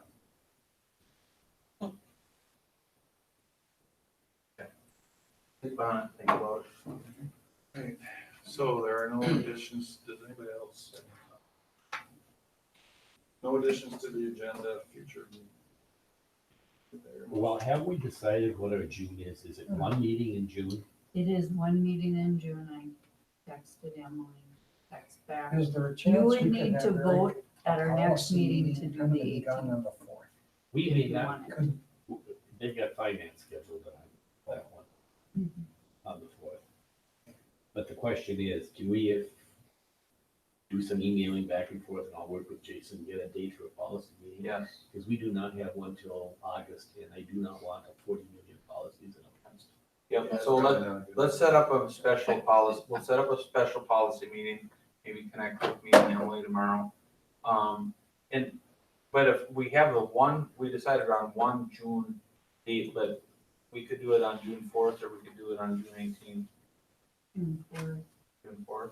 Yeah. It's already scheduled. That's what was voted on, was June Okay, 4th. June 4th is our next, And I'll be next gone. date. Sorry to say. Well, see, we can't anyway, because they have a finance again. So we'll look at something and I have, one thing, Mr. Chair. Yes. Our great colleague Emily, who is always giving us information, has sent me an email that says that there have been 41 full-time out-of-district enrollments over the course of this school year for online academy. So we got 41 students outside of our district enrolled, so that answers the question that someone had. Oh, my question. That's just No, about as far as 50% graduation, of our we just full-timers.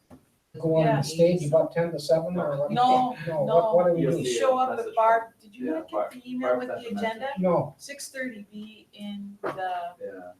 in Guidance. the principal's guidance. I never got that. And you'll get a flower. Okay. order. Yep, Is it 6:30. in the envelope? 6:30. Jim, Eric, do you guys want to It send might- a there couple might of be more dates to info me on that those you have free for a policy, and I'll get Is there together with envelopes? Ben. just and 3, but- date. Oh, There- no, And not then graduation. if you There's want to just- do it in the day. This one, it morning, doesn't, it afternoon, just or whatever. says about commencement, doesn't say where to meet. Oh, we got an Okay. email that she Do it listed tomorrow on so I can talk to him the tomorrow. agenda. I never got it. It was from Barb? Yeah, what, you got the one about the new board member gives a speech at commencement.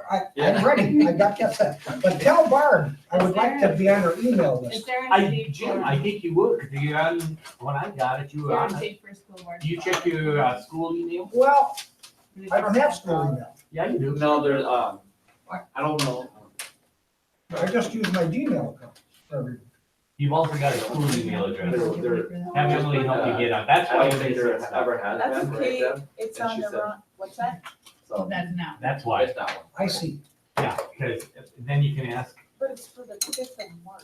well, Barb will send it to the school email, but I always ask This was an Emily old to one. email Okay. me at home. So I should talk to Emily. It says. Yep, May, and she will tell you how to but get out your email address for school. Thank you.